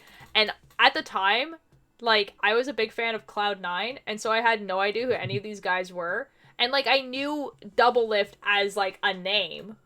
and I knew that was double lift, but like, you know, and so like he just like was there, and this is also like when esports teams were like, they were cool in like the fact that like an esport team exists, and that was cool, but they could walk around the the con floor, and no one was gonna swarm there or anything like that, right? They were just like some dudes, you know, that were on an esports team. Like, they weren't like celebrity status. So they were just walking around the con floor. That's why we saw them. And so like I just like had like this full conversation about not League with Double Lift. And I was just talking about the con. I was like, how are you enjoying the con? He's just like, it's going pretty well. And I'm just like, yeah? You have a game later? And he's just like, yeah. And it's like this whole conversation while my friend was like, oh my god, CLG! Like, it was so funny. This was a while ago, and like, I feel like, I don't think Double Lift is that much older than me, but at the time it felt like he was. Like, because I think, so 2014 I would have been 17, and I think he was 20. At the time. So, like... So at the time, it kind of felt like he was, like, a lot older, but, like, now thinking about it, it's like he's not really that much older than me, but it was pretty funny. Yeah, there's, like, it drops pretty fast, though. That's it, also, by the way. I scrolled all the way down to the bottom, and there's that... So there's 89 people in here, but, like, 6.7 of them are in one stream, and then 11K are in another, and then there's 2.1 in another. So, like, there's literally, like, the majority of the viewers are, like, 4 separate streams. Nah, if you want to see bad... League. The Dungeons and Dragons category is 25,000 people. 24.7 thousand is just Critical Role. Yup. That's disgusting. Yup. Oh, that reminds like, me. That's I'm their super category. fucking behind. I am so behind. So am I. I'm Critical. so behind. Oh my god. This is why I'm glad that my favorite D&D video cast isn't a live streamed one. I enjoy Fantasy High and or Dimension 20. I just have also not been in the mood to watch D&D shows recently. Oh, I feel that. Honestly, I haven't had much. Like, all of my D&D energy has been put into DM stuff because I'm DMing a campaign. Oh, that's fair. Yeah, I've been running games recently or playing games. So I haven't really wanted to watch. My problem is that I usually only listen to Critical Role, like, on Spotify, when I've got cosplay work to do, and I have had no, like, inspiration to work on cosplay recently. Have a good night, Raindrop. I listen to Critical Role when I'm like studying playing video games, but I don't do I mean, that I anymore. can listen to Critical Role when playing Minecraft, but anything more complicated than Minecraft, and I get so distressed because it's like I'm trying to focus on the game while simultaneously trying to listen and like think about what's happening in the podcast. Like, that's stressful. Fair enough. Okay, here we go. I just fill in the blanks. We refer to people who broadcast their gameplay on Twitch as streamers. Oh, Raindrop, thank you so much for the 100 bits. Have a good night. But old here, I'm 71 and running for Congress. What do we use to refer to people streaming things that aren't gameplay on Twitch? Streamers. Also streamers. Streamers. Could you imagine? Those who watch streaming events are viewers. Participants contribute to chat. Each streamer has a channel that goes online whenever shit starts streaming. I really like the use of she, he instead of the word they. Yep. That's super look, cool. This is 2017. We were cavemen back then. Oh, yeah, so true, Miko. Boog, I make Twitch stream, chat go poggers. Oh my god. Guys, my absolute favorite bit that a comedian has ever done was this guy that was just like, guys, this is the difference between men and women. And then, like, the guy was just like, because men, what they'll do is they will say he and she as if they were going to just say he and had forgotten she exists. Which just, and then, like, he goes on that bit for a while. And he's just like, but women will use this super clever word, they. And that's just, like, the funniest thing I've ever heard. I was just like, You need to fucking send that clip to me. Oh my Oh, god. I have to find it. I've just seen it on TikTok like a few times, and I just watch it every time it comes on because it's so funny. Anyways, whenever they start streaming, F you, scientific article, viewers tune into channels to watch live stream events and can follow their favorite channels to be notified when the streamer is online. This is so cool. I'm so glad we're giving instructions on how to Twitch stream. Streamers... Wait, you can tell this is wrong because it thinks Twitch notifications actually works. Ooh. See, you need to Mood start up reading for it now. instead in the most condescending voice possible. Oh my god. Oh my Viewers god. tune into Yes. channels to watch live streamer- stream events and can follow their favorite channels to be notified when the streamer is online. Perfect. Streamers broadcast from a webcam alongside direct feeds of gameplay, allowing viewers to watch the game and the streamer simultaneously. Wow. Holy shit. Text-based chat occurs in the chat window beside the video display on the webpage. Most streamers split their attention between chat and playing the game, continuously reading to questions, reactions, ideas, or demands issuing from chat. You guys are not allowed to give me demands. I'll cry. This setup allows chat participants to type and converse with one another in real time as the event unfolds. By default, Twitch stream events are filtered by game, enabling viewers to select a game of interest and then pick from a panel of potential streams to watch. Stream events are sorted by live viewership counts, which are displayed predominantly below the stream title, permitting viewers to select a stream event based on its current popularity. Top professional streamers can earn 6 figures annual income. Source from viewer donation, product sponsorships, advertising, and optional viewer subscription. I'm really glad that we have to explain what Twitch is in the scientific article about Twitch chat. That's super cool. I'm so glad. Related works. Alright. Oh my god, we're going back in time. As far back as 1978, scholars discuss how computer-mitigated communication, CMC, affects human communication. Cochin observes CMC as a new linguistic entity with its own vocabulary, syntax, and pragmatics. Pragmatics, thank you. I'm starting my sleeves. Yo, let's go! Woo! Nice, Piccolo. Piccolo is making a sweater. In 1987, Rice and Love, oh my god, easy names, excellent, 10 out of 10, predict that CMC could change the psychology and sociology of the communication process itself. In a computer conference study of Compursory, I'm assuming that's like some website, they found that CMC does not assume the importance of direct paths between individual users, precisely anticipating the significance of the crowd in some form of CMC versus DAS or small groups. However, most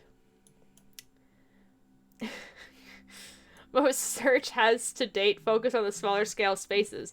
For example, found that in Ladamu, a popular mud. Small, private, even exclusive social interactions where the rule, not the exception, with a good deal of interaction occurring in the presence of one simultaneously active companion. Many studies continue to assume that the small group is optimal. This is just telling you that other studies exist. Oh, I did not make that. Yep. Sorry, Minecraft things. Yep. Guys, I like this. Anything but Hearthstone. There's an inside joke in here. Oh my god, they're talking about, like, Hodor, like, from Game of Thrones. Hodor? Hoggers.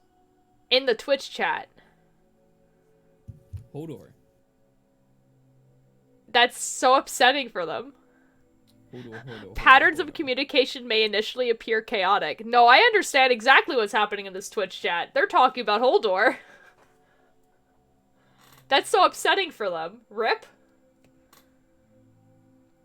Herring discuss interactive coherence and MCM, arguing that it is possible for Wait, I did that the wrong way. Anyways, it doesn't matter. CMC to be simultaneously incoherent and enjoyable. Greenfield picked up the theme of coherence, finding that coherence was achieved in the teen chat room they studied as participants clustered in dads or small groups. Many participants in the large heterogeneous chat grouped themselves in dads or smaller groups, with each group maintaining its own conversational thread. Wiz asked whatever integrating text chat with video enhanced or harmed participant experience, concluding that socializing around media is perhaps just as important as the media itself, and supporting social interaction during media consumption can significantly affect and, we hope, enhance the viewing experience. Studies such as these and many continuing into the present assume that relationships and participant self-expression and identity are critical for successful chat. Ooh.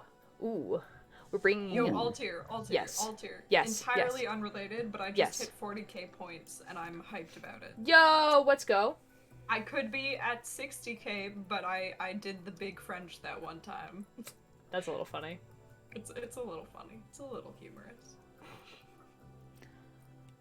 Guys, we're getting through Alright, this. that's it. That's all I wanted to say. No, fair enough. I'm seeing okay, we're going to I am not very excited about this other thing. I don't really care. Okay, well we'll keep going. Where he observed within multi-stranded IRC conversations, language is heavily abbreviated with symmetrically reduced forms, the use of acronyms and symbols, and the clipping of words. Vanguard reported that instant messaging participants similarly develop shortcuts for expressing words, phrases, and emotions. Jones found that as chat size grew, the number of messages posted per participant declined, eventually reaching an astronomical level at which the number of posters remained constant. They reported a limit of about 600 messages per 20-minute intervals. Viewers can absorb up to 30 messages per minute. They explain these findings as constraints resulting from information overload. After the number of users, including both those who post messages and those who do not, exceed about 220, the community loses visibility altogether because people do not have their posts read and therefore will not post. That's actually quite interesting. So they noticed that there is actually a limit. The limit is that at 220 people is when people stop posting completely unique chat messages. That is interesting.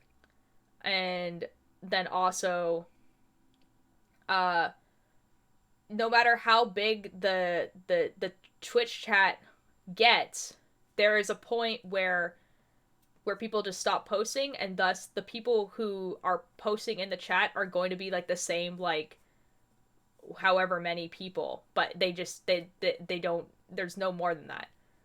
Yup. That's actually quite interesting. It is. It's true. Jones noted that while IRC is an old technology, it is still used by millions of people around the globe on a daily basis and is highly relevant to research. We concur and find that contemporary studies of Twitch.tv are few but growing, contributing important understandings of changing patterns of communication. In a quantitative study of video game live streaming on Twitch, K2 observed that most viewer traffic goes to a small number of Twitch streamers. The top 10% of streamers concentrate 95% of all views, showing that audience attention is grabbed by a small set of streamers. This is true and relevant. Hamilton distinguished between small and massive Twitch chats. Designated massive chats are those with more than 1,000 viewers. So this has changed.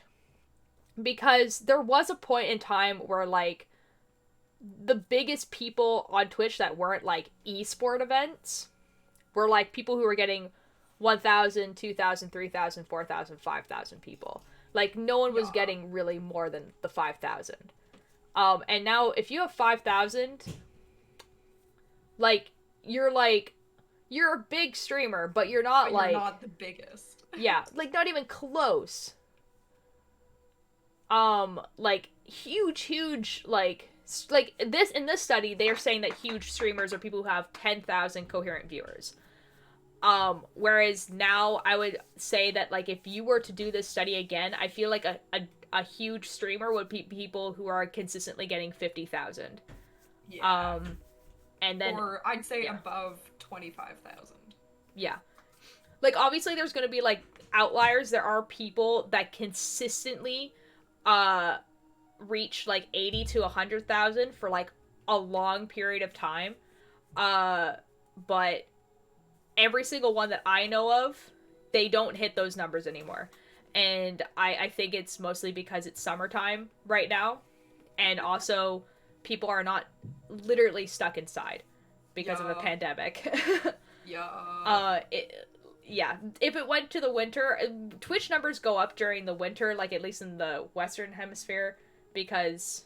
Or the Northern Hemisphere, or west. Yeah, because people don't go outside, exactly. And it's Christmas, and people have, like, breaks, and, like, especially, like, December is consistently over, like, any social media platform that you can make money off of, your biggest earning month, and then January is the worst, yeah. Yeah, like, no one makes money in January. Which is a little funny. Except for me, because that was my very first stream, and people were nice. I was the exception. That's fair, that's fair. What's it? Argue that increased viewer size threatens a breakdown of meaningful interaction due to huge, completely unreadable chats. At the same time, they acknowledge that massive chats are compelling to some. Pan developed Twitch Viz to help players and researchers examine chat behaviors, consistent with Jones, a recommendation in 2008 that visual tools will be helpful, given the rising number of viewers. Users are now often overloaded with information, making it challenging for streamers to maintain an understanding of their own communities. Deg noted the importance of Twitch.tv to industry, observing that 41 new games were pre-released on Twitch as promotion. They expected that games will increasingly be designed with Twitch-like broadcasts in mind, building on Chug and Hugh's framework of spectator experiences. Smith studied the YouTube Let's Play community, observing that the viewer themselves performs a very active and engaging role as part of the audience. This study is not about Twitch.tv, but the author comments that some Let's Players also use Twitch.tv to stream, arguing for the agent quality of audience participating in both venues. So, like, yeah, there's also, like, that thing, too, where, like, there's a lot of games that get released that are made for people to do Let's Plays and Twitch streams with. Yup. And there is a lot of games that, like, that have to, like, either accommodate for it or are specifically made for it. Like, I mean, we have like a literal, like, well, I won't say real life, because obviously this isn't real life for us, but, like, personal experience with it. Because, I mean, Spoons was literally reached out to by a developer for a video game that hasn't been released, and then we played that for them, and, like, what they got out of that was, like, seeing how people on Twitch would react to it and how Twitch streamers would play it, which is good information for them. Yeah. So, yeah. But I'm also thinking of stuff like Life is Strange. When the first game came out, it had a bunch of music in it that they were obviously licensed to be able to play in their video game, but were considered copyright on Twitch. So, like, a lot of people's, or on YouTube as well, mostly on YouTube, because that's where it was being played at the time. To the point where, like, a lot of people's Let's Plays of Life is Strange got demonetized and no one made money from it. Because... So they now have an option that is literally called streamer mode in their game, and it turns off all the copyrighted music. Yep. Which is, like, that's crazy. That's, like, that is, like, if you think about it, the majority of people who are going to play the game Life is Strange are not streamers. Yep. But because they want streamers to play their game so that other people will buy it. See streamers playing the game. Yeah. Yeah. I'm actually quite surprised that no one has made a game that the only way to experience it is as a streamer streaming it and viewing it in Twitch chat. I'm surprised that no one has made one yet. Because I feel like even though technically you probably wouldn't be making a lot of money from it because the percentage of people who'd be able to actually, like, play it is significantly less than just the people. But I still think it'd be a really interesting Well, but I mean, if game. they made it so that the viewers could almost play it simultaneously with the Twitch streamer, they could definitely still get a lot of people playing it. Yes, but the thing is when you play a game, generally that means you paid money for the game, and the Twitch viewers would not have paid money to play the game. Well, no, but like they could. It could be like incentive. Like, yeah, you play this game with your favorite Twitch streamers.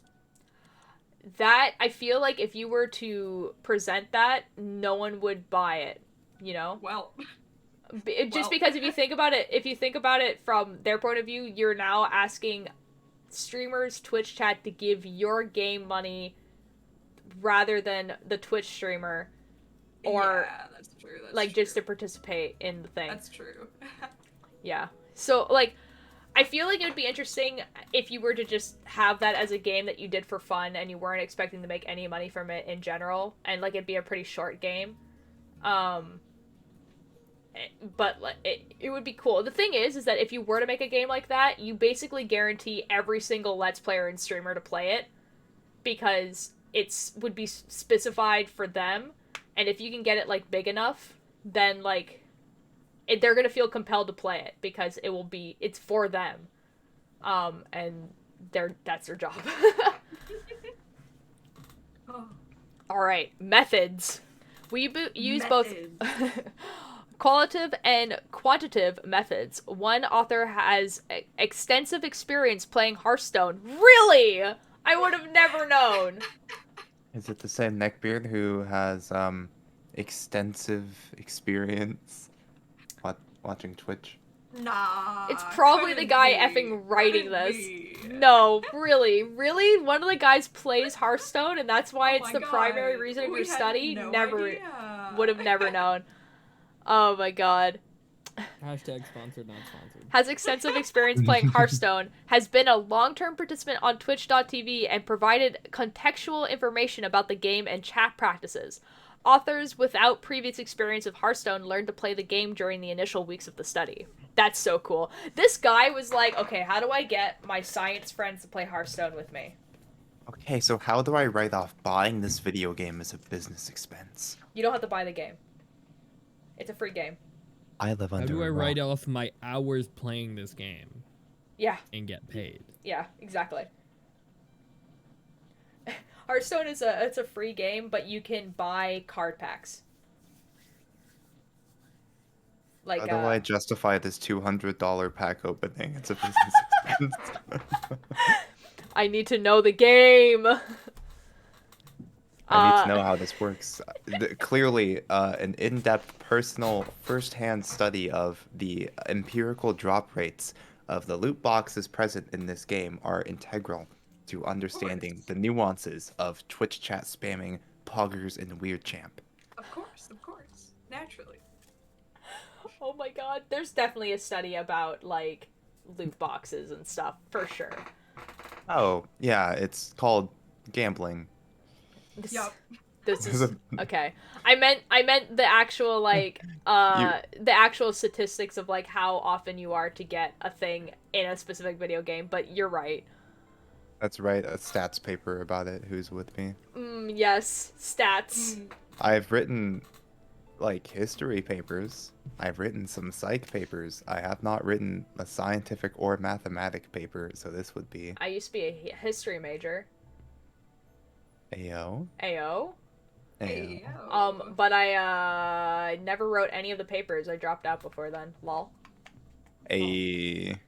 I did read a lot of history books though. I was gonna say something and now I just don't remember what it was. Oh shoot. We were talking about how you used to be a history major and then you didn't get far enough in your before. major to something I before remember. I remember there's a TikTok trend about people talking about their hyperfixations on TikTok. Oh, I made a mistake. And guys, I'm so mad I made a mistake. Oh no. This is the worst. Sorry, continue. No, it's all good. But basically the trend is people being like, oh, your neurodivergent is your like special interest like cartoons or something, and then like it will go to like the most effing bonkers like hyperfixations I've ever seen in my entire life. Like one of them was this person being like, oh, you're like neurodivergent, like is your hyperfixation like cartoons? And the person's just like, hyperfixation is Jesus.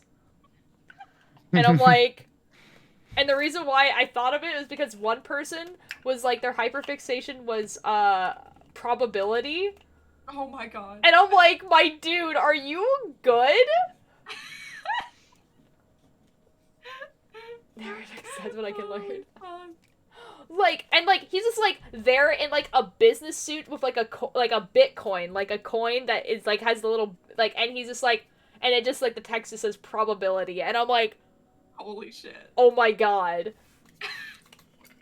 And the thing is, I was thinking about that trend and how mine would be social engineering and how terrifying that would be to see as a TikTok. Just be like, what's your special interest? Oh, like Minecraft or something? Social engineering. Social engineering. Have fun with that one. Yikes. I sound like a crazy person. Could you imagine? Sound like. Yup. I mean, I haven't been diagnosed with anything, you know? Not yet, you haven't. Lol, not yet. Yes, the ADHD spontaneously manifests itself when I see the shrink and get diagnosed. It is very, to be fair though, I was tested when I was a kid. They did not find ADHD, but they might have not been testing for it. Also, a lot of things that come with dyslexia are very similar to ADHD. Yeah, there's a lot of neurodivergent overlap between stuff that makes it pretty difficult to isolate things. But the ADHD things work, not the, obviously, I've never tried the medication, but I mean, like, the little tips and tricks, those work, so it doesn't really matter. See, I feel like if I were to take, like, any medication for ADHD, it wouldn't work, because I don't know, you know? I believe that. It'd be kind of funny, though, to try. It would be just a little bit. Oh, guys, okay, we have to read the next part of this as if the author, oh my god. Fluffman, hello, thank you for the follow, how are you doing? Fluffman. I haven't read for so long. The Fluffman. Fluffman. We have to read the next few paragraphs as if the author who is writing is the person who definitely wrote this paper to teach all his coworkers how to play Hearthstone. Okay, so here we go. We conducted 300 collective hours of observation, watching Twitch chats, and participating by playing Hearthstone between April and August 2016. We identified 5 channels whose streaming events commonly drew massive viewer counts, and 5 channels whose streaming events commonly drew smaller viewer counts. As our primary intent was to understand massive chats, small chats were included to provide a comparative point of reference. I scroll paper to the right a bit, we can't see part of it. Fair enough.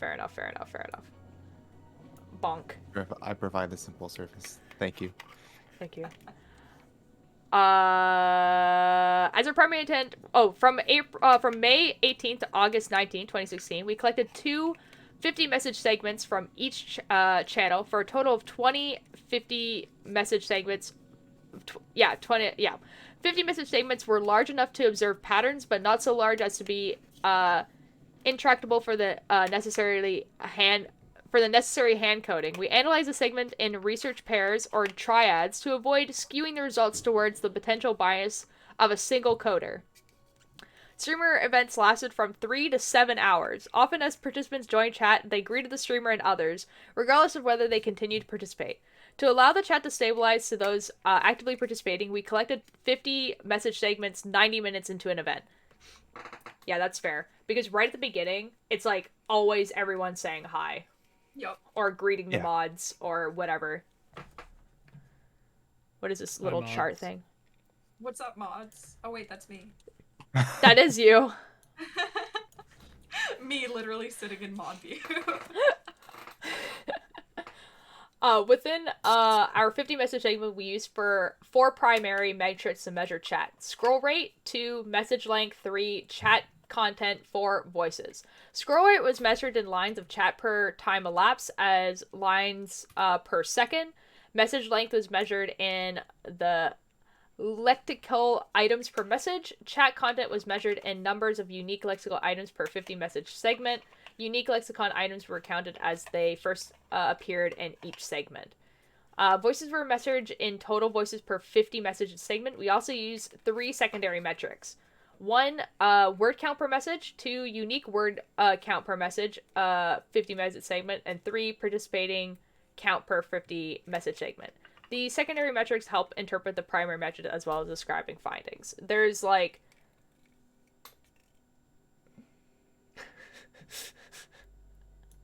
there's like... Okay. This is like terms and definitions. So like there's like the definitions of what the things are said. But this is like example of coding activity 6 message segment.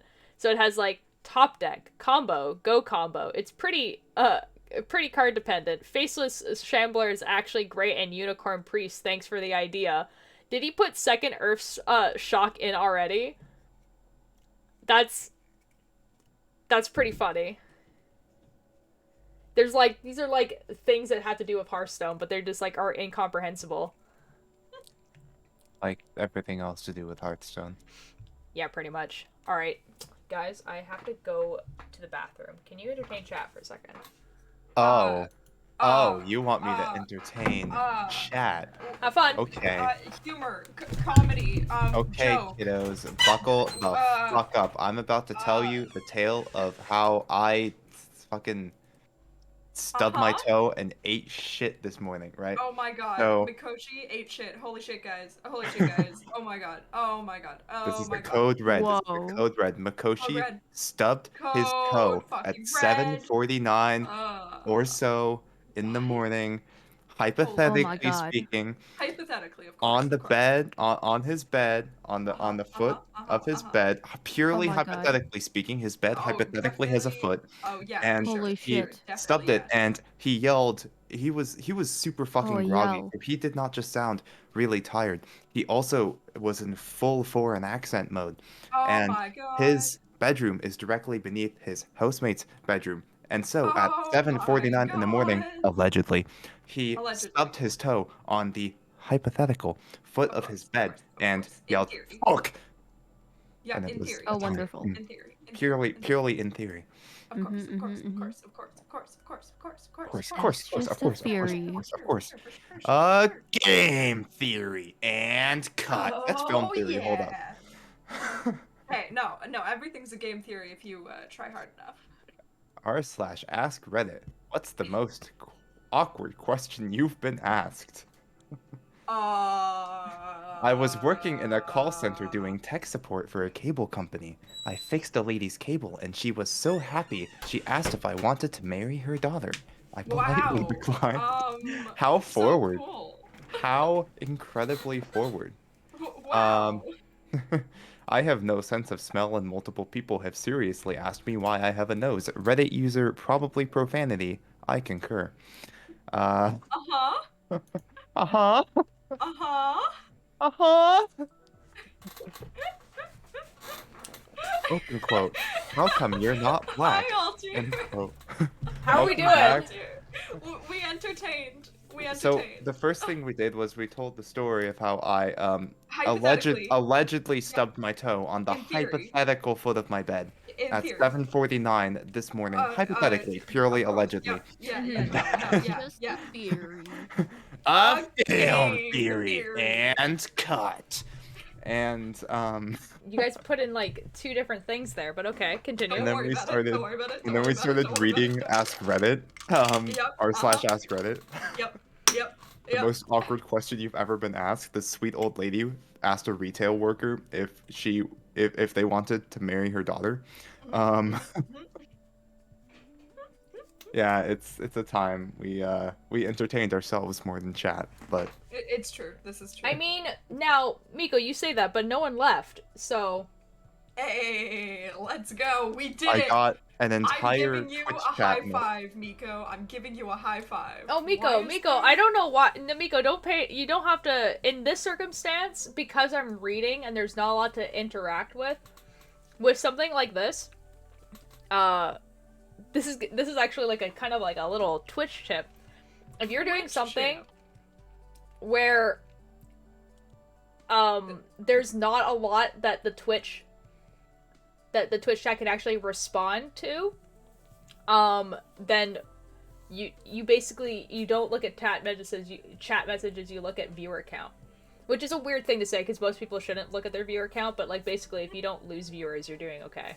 But I did get an entire single Twitch chat message from Twitch user simply_piccolo that said hypothetically. So I think I'm making gains out here. Oh, Yeah, absolutely, you are. absolutely. Like I'm gonna put this on my we are intern killing the resume. game. We are Please do. killing the game, Miko. Miko really wants to be an intern. It's half a joke, half I just want to learn. So. I mean, Oh my God. I have Wait, advice. Guys, you know who doesn't have an intern yet? Altier? Uh-huh. See, well, I think this might turn out as just like I'm everyone's intern and people just take turns on custody. Oh my I mean, God, that's what wait. we do with Cakebird. No, wrong. Cakebird is only my intern. Fuck you. Fuck out of here. Pass away. That is my intern. I will fist fight you. Okay, don't- Cakebird and I hands off are my- okay. Hands off my fucking intern! Okay, Cakebird and I are coworkers then because we share a YouTube channel. Fine, acceptable. I accept Okay, cool, this. nice. I'm helping. Piccolo, you're always helping. Anyways, findings. Cakebird, thank Does you that for the, technically support. make you Mischief's intern? No, What does- because you can be coworkers. Well, like, I mean, Mischief is technically also your coworker. You know? Yeah, you can be coworkers with your boss. Like, that's... You are. So, because Yeah, technically, exactly. Cakebird, in this scenario that we're doing, I am technically Mischief's boss. No. I am the creative director of Lantern's Aura. What are you talking about? You have never given me a direction in your life. Okay, but in regards to the Lantern's pyramid, Aura. in the pyramid of the group, the production group, Yeah. I am in a slight. Yeah, To be fair, I wouldn't be your direct boss. Yeah, you're in a superior position. Yeah. I love being a creative director. Let's go. I'm putting that on my resume one time, and it's gonna be awesome. What do you mean you're the creative director? Well, you see. Well, Just you don't see. look into it too much. Alright, before you continue, I'm going to head out because I'm Fair actually really tired and I do have school tomorrow, so I will Oh, see L. you guys later. Shut the F Bye-bye. up. Bye. Good night. Good night. I love you guys. Bye. Love you. Perfect. Okay, cool. And we're 4. Yup. Well, okay, so, like, it says it's 14 pages, but I think it's actually, like, 10, so we're close. Our study revealed that massive chat participants styled their communication around 3 integrated practices of coherence. Shorthanding, bicorrelage, and voice talking. Shorthanding is the contraction of text into smaller space. Bicorrelage is the recombining of elements from a small repertoire. Voice talking is the adaptation of shared viewpoints, perspective, or mannerisms. Shorthanding, bricolage, and voice talking were intertwined. We delegated these 3 practices in our analysis in order to highlight how each produce coherence in massive chats. We believe that these 3 practices help explain why massive chats consistently attract large audiences and do not seem to produce troubling communication breakdowns, instead of constituting a different kind of communication at scale. There is a figure here of Twitch emotes and their meetings. This is the best. This is the only thing I care about. Oh my god. Guys, it's Bible thump. It's meaning sadness.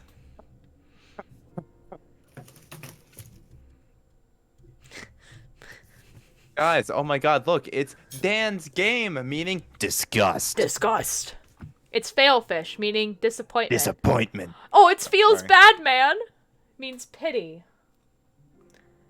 It's the lol. It means laughter. PogChamp means amazing. Amazement. Resident sleeper. Boredom. Oh my god. Do you know the story of Resident Sleeper? No. Okay, so Resident Sleeper, basically there was this guy who was playing Resident Evil 2, I think, and he was doing like this like really long form stream, and he just like fell asleep on stream. Bruh. And this is when sleeping on stream was still like a bannable offense on Twitch. It's no longer is, but it was at the time. And basically because of that, the Resident Sleeper is actually the reason why it's not a bannable thing, because some people just fall asleep, you know. But then also because it became so big and there's like that controversy of it, and like Twitch having to figure out if sleeping should be allowed on stream and blah blah blah, and it came an emote. I know nothing about Twitch emotes. Oh. Well, yeah. in case you know nothing about Twitch emotes, we have this helpful figure 7 here on screen. You can see the emote, Bible thump means sadness. Sadness. Like, it's just, like, I mean, to be fair, a lot of emotes are pretty self-explanatory. Like, if you hover your cursor over them, it, like, tells you what the thing is. So, like, for instance, like, feels bad, man. Like, it's pretty self-explanatory what that means. Or not like this. Not like this is an emote. That's, like, literally what it's called. And, like, that's what it means. It just means, like, oh my god, not like this. I feel like the harder ones would be ones like, if you were to hover over the screen of Resident Sleeper, that doesn't really explain what the emote is supposed to be used for. Or Bible thump. But the emote itself is like a crying child, so I feel like you would get it anyway. I don't know. A crying child is surely indicative of endless joy, satisfaction, and amusement. I feel like weird ones would be like Kappa. Kappa would be a weird one, because like Kappa doesn't. It's just a dude's face, you know. Isn't Kappa like a monster in certain folklores, or like a cryptid of some kind? That sounds like that probably is true. It is. But like the emote itself is just some dude's face, and then when you hover over it, it's just Kappa. Like it eats children. Ayo. Ayo. Based. Oh my god. Okay, here we go, guys. We're gonna speed run this because we have to go through this article. In massive chats, fast scrolling rates and high participant counts create conditions where an individual's message enjoys only a small amount of screen time, and individual participation contributes formally only a small part of the entire chat content. Massive chats had an average of 47% participants per 50 message segment, compared to 25 participants in small chat segments, rounded for simplicity. Massive chat flow by at a consistently swifter pace in small chats, with 1.74 lines per second in massive chats, compared to 0.27 lines per second in small chats. Oh, guys, look. Look, guys, they're using the emote. Figure 8, massive chap, NL _ Crips stream, YOLO GG, LMFAO.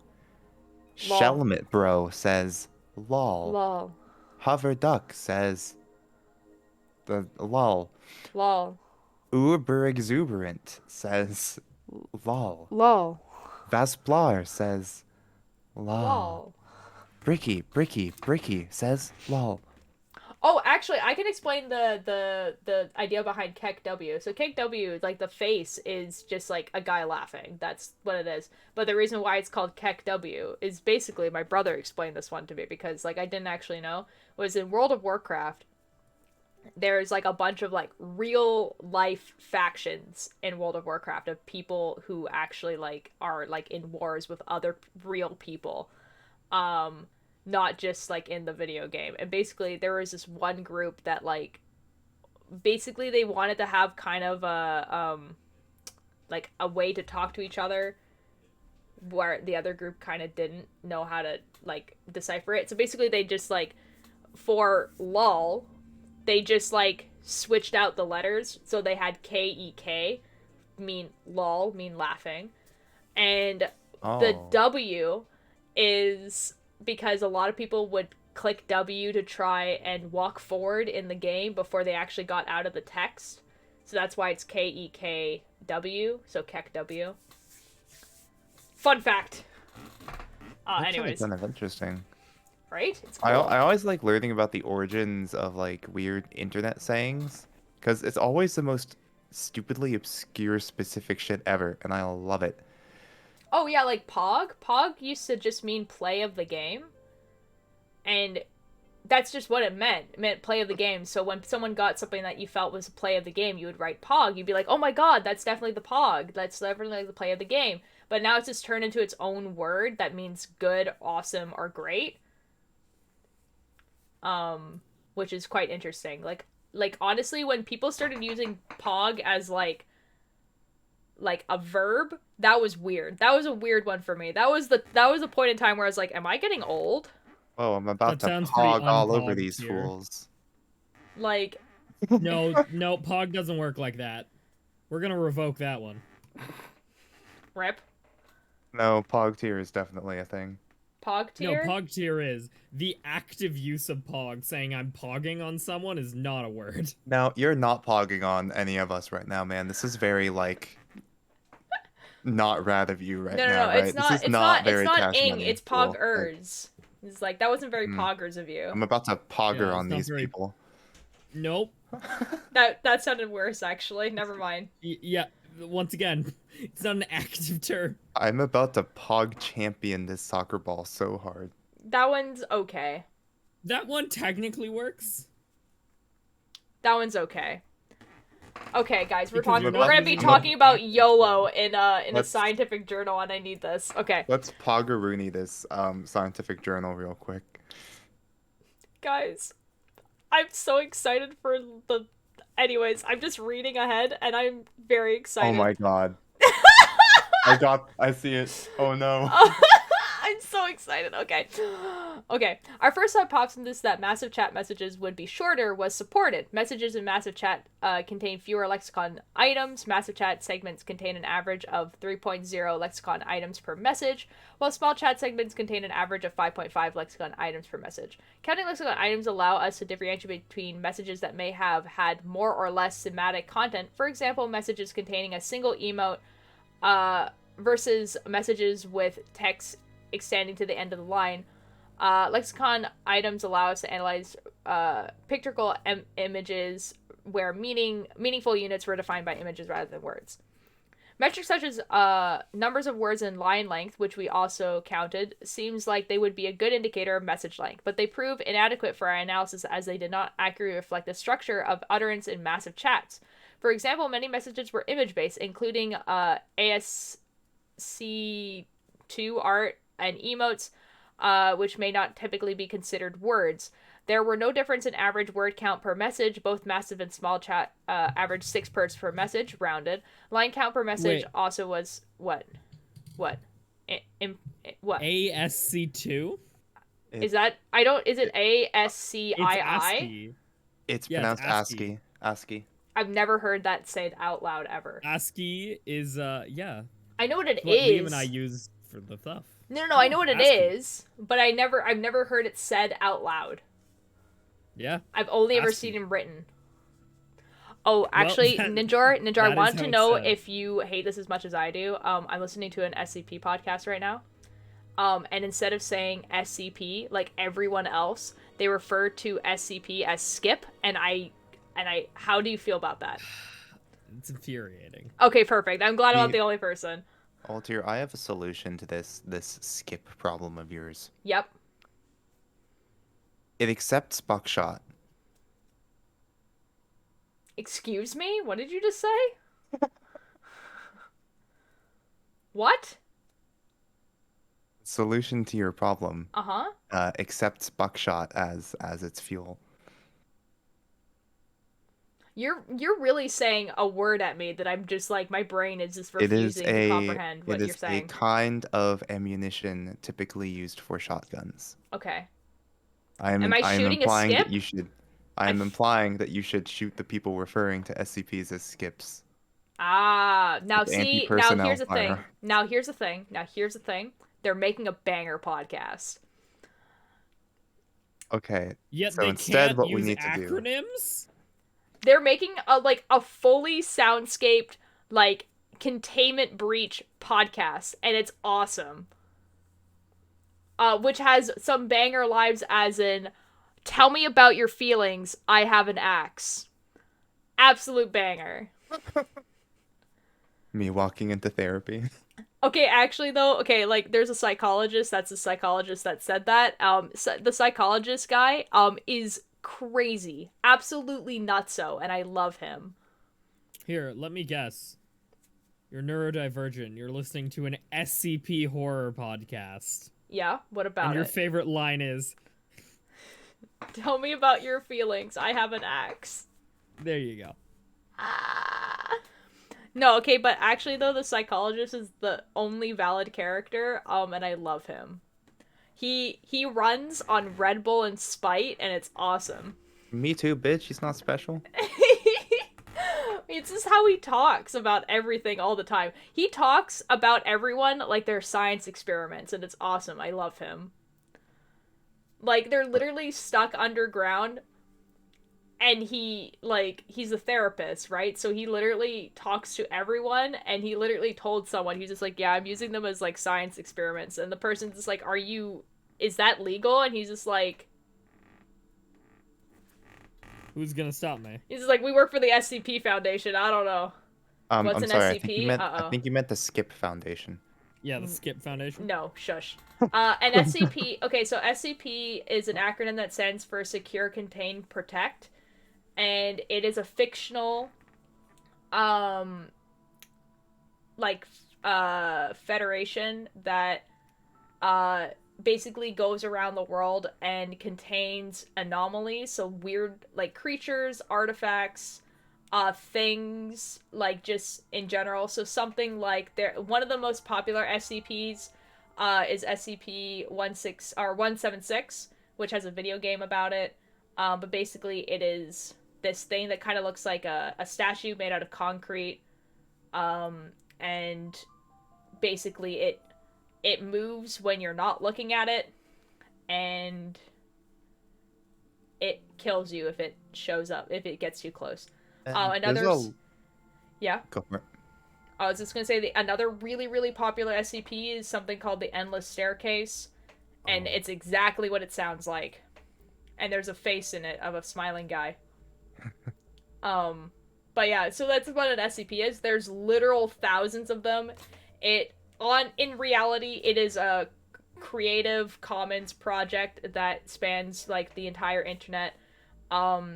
Everything is written by volunteers, just writing it, and basically how it works is anyone can use any of the SCPs to do any work with, so they can make podcasts about it, video games, whatever, but the rule is that basically anyone else can take what you have made and make something else with it. So if I wanted to make a spin-off of that podcast, that SCP podcast that I listen to, I can.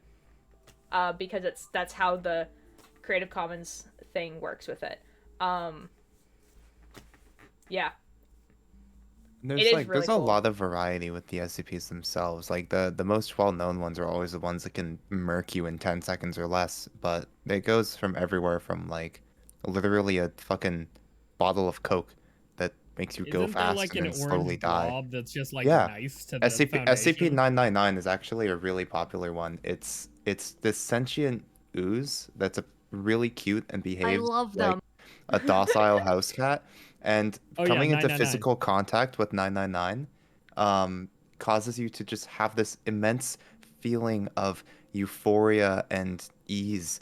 And apparently contact with 999 has been known to even cure horrifically intense cases of, like, major depressive disorder and trauma disorders and shit. Yeah. And there's, like, some that are just, like, super mundane as well. Like, there's this one that's, like, it's a bottle of pills that cure any illness. Panacea 500. Yeah. There's a bouncy ball. Oh yeah, there's a bouncy ball that can go infinitely high. That's one. Every time you bounce it, it just bounces faster until it just destroys everything. Yeah. Like yeah, so there's some like that. There's some of my favorites. There's one that's it's a warehouse that if you were to go in it's a game show. And that's what the SCP is. It's a game show, and it's dope. Another one is the Infinite IKEA. The Infinite IKEA is awesome. Yeah, like it's really cool. It's a really cool thing. It's definitely what the backrooms are trying to do with their levels and stuff for sure. Where was I? In an environment where messages contain a single word or emote can be meaningful as larger phrases that might fill an entire line, we found lexicon items to be more useful metric. Shorthanding occurs in the form of acronyms, abbreviations, emotes, and single word commands. These forms reduce the number of lexicon per message. For example, !uptime was a frequent used command answered by a chatbot that replied with the time the current stream event had been live. Did someone use it? Someone effing used it. I knew it.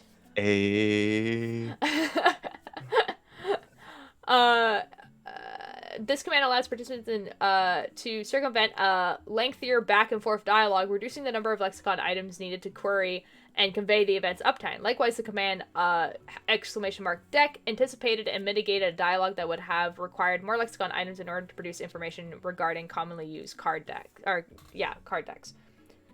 Other forms of shorthand worked because they relied on insider knowledge and reference that allowed brief but vivid utterances. For example, Yogg Sullen Hope's End, a popular card used by many Hearthstone streamers, casts a series of random spells at random targets, resulting in an infamous ability to either win or lose the game in spectacular fashion.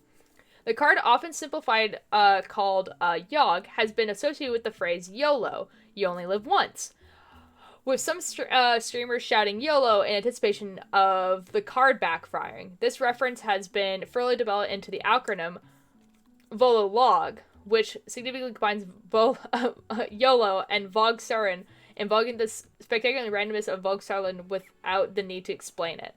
These evolving layers of meaning provide complex shorthand references that may be specific to the game in question, to the streamer, to Twitch, or even the current world events. For example, during the time of our observation, there were jokes referencing Harambe, a gorilla at the Cincinnati Zoo who was killed by a zoo worker when a 3-year-old climbed into the animal's enclosure. Comments such as "Rip Harambe, Bible Thump" appeared in chats after the playing of Hearthstone cards that featured a monkey or gorilla. I remember this time. I fucking adore the professional way that they describe Harambe. And I also like how they include Bible Thump as one of their... Piccolo, I am so very glad that you said hello to Nightbot. Wow. That's so cool for you. Oh my god, Deathseeker, hello. Ultralightmid, #DreamSMP. Hello. Okay, I remember this time on the internet where no one could show anything that resembled a monkey because people would just be like, "Rip Harambe." The original Amogus. Actually, though. Oh my god, Among Us is like that now, isn't it? Oh my god, the number of fucking things I've had come across my feed that are just like someone just finding a random object that if you really squint at it and you're maybe high on drugs, it kind of looks like one of those Among Us spaceman characters. Among Us? Amogus. Sussy. Suss? Sus? He vented? Sussy Baka. And Guys. so these vague like things just resemble the Amogus, and everyone's just, if it even slightly resembles the spaceman, everyone just goes bug nuts and they're like Amogus. Did somebody say Amogus? I definitely did not just say Amogus, and I definitely did not stutter the second syllable of the fourth Amogus. So what's the other knot I can say hi to? Wait, what's the other? The other bot, I think they meant. Oh, bot. Yeah. Oh, it's Stream Elements. The one that did the uptime thing.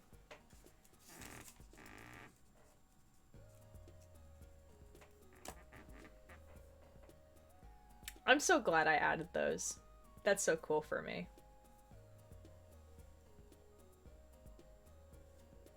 Anyways, guys, gorillas. Harambe. Well, the way that they described YOLO. The way they described all of these are so... Oh, these are going to be the funny ones. It's heavy use made for shorter messages and rapidly moving chats, allowing colorful participation in response to gameplay, Twitch, or broader culture events. Bright Collage. Our second hypothesis, the massive chats would contain less original work, was supported. We found that massive chats included less unique content per 50 message segment. There was an average of 85 unique lexicon items per segment in massive chats compared to 169 in small chats rounded. Hey. Our qualificative observation indicated that frequent repetition of lexicon items in massive chats explained the striking having of original content. We characterize the practices at work in this reduction of unique content as rhetorical bricolage. Levi Strauss identified bricolage as the practice of recombining a small set of resources at hand, such as known characters, tropes, and images, to construct collective narratives. Chat participants practice bricolage by recommending emotes, stock phrases, the Twitch phrase top deck, or the popular phrase drop it like it's hot, and copy passes. My God, is that Levi Strauss, the jeans company, in a scientific paper? I have no clue. I'm like trying to like look at this Twitch chat, and this whatever this Twitch chat is doing is horrific. Oh my God, it's a clothes company. I'm not kidding. They make jeans. No, I know. That, but like, yeah, it's Levi Strauss identifies bricolage, so it's like yeah, that makes sense for a clothing company. What is this? Oh, the chat, it's a cup of pasta. You notice a wall of text in Twitch chat and your hand instinctively goes to the mouse. You scroll up to stop the chat elevator and read the pasta, indulging in its delights. You soon realize that this pasta conveys no information, This nor is horrific. particularly witty or funny. Nevertheless, you drag your mouse across, hit Ctrl-C, then Ctrl-V, and press Enter. That's what horrific. packs did you open to get golden Satan? That's horrific. This is horrific. This is the most horrific copy pasta I've ever seen in my entire life. Oh, I've seen some worse ones. No, I just hate the fact that it's a copy pasta about copy pasta. It's just awful. Emotes for comedy so meta. I hate it. I actively hate it. This is why copy pastas are like basically banned in like every single Twitch chat. Like if you like in most big Twitch chats, if you have a block of text that's bigger than like a certain like it's a really short amount too, then like it just like doesn't let you send it. Emotes for common lexicon items in Twitch bricolage. Participants' reaction to the streamer's gameplay often consists of single emotes or word combination. Different emotes are associated with different reactions. Rapid repetition of the same emote often occurred, such that streamers would quickly glean a sense of chat sentiment and reply accordingly. For instance, a string of PogChat messages indicate amazement at an impressive player situation, whereas lulls constitute laughter at the streamer's mistake or bad luck. Copium. Copium is such a good one for that. Participants' use of a shared emo lexicon led to a great deal of repetition, and thus less original content in massive chats. We did not observe such heavy use of emotes in small chats. Copy masters are an example of bricolage in their referencing, refusing, and or remixing of previous elements of chat content. Yeah? Actually, this is demonstrably false because I have seen multiple times where the all-tier chat certified 10 viewer gang moment has spammed enough rat jams to drown an army.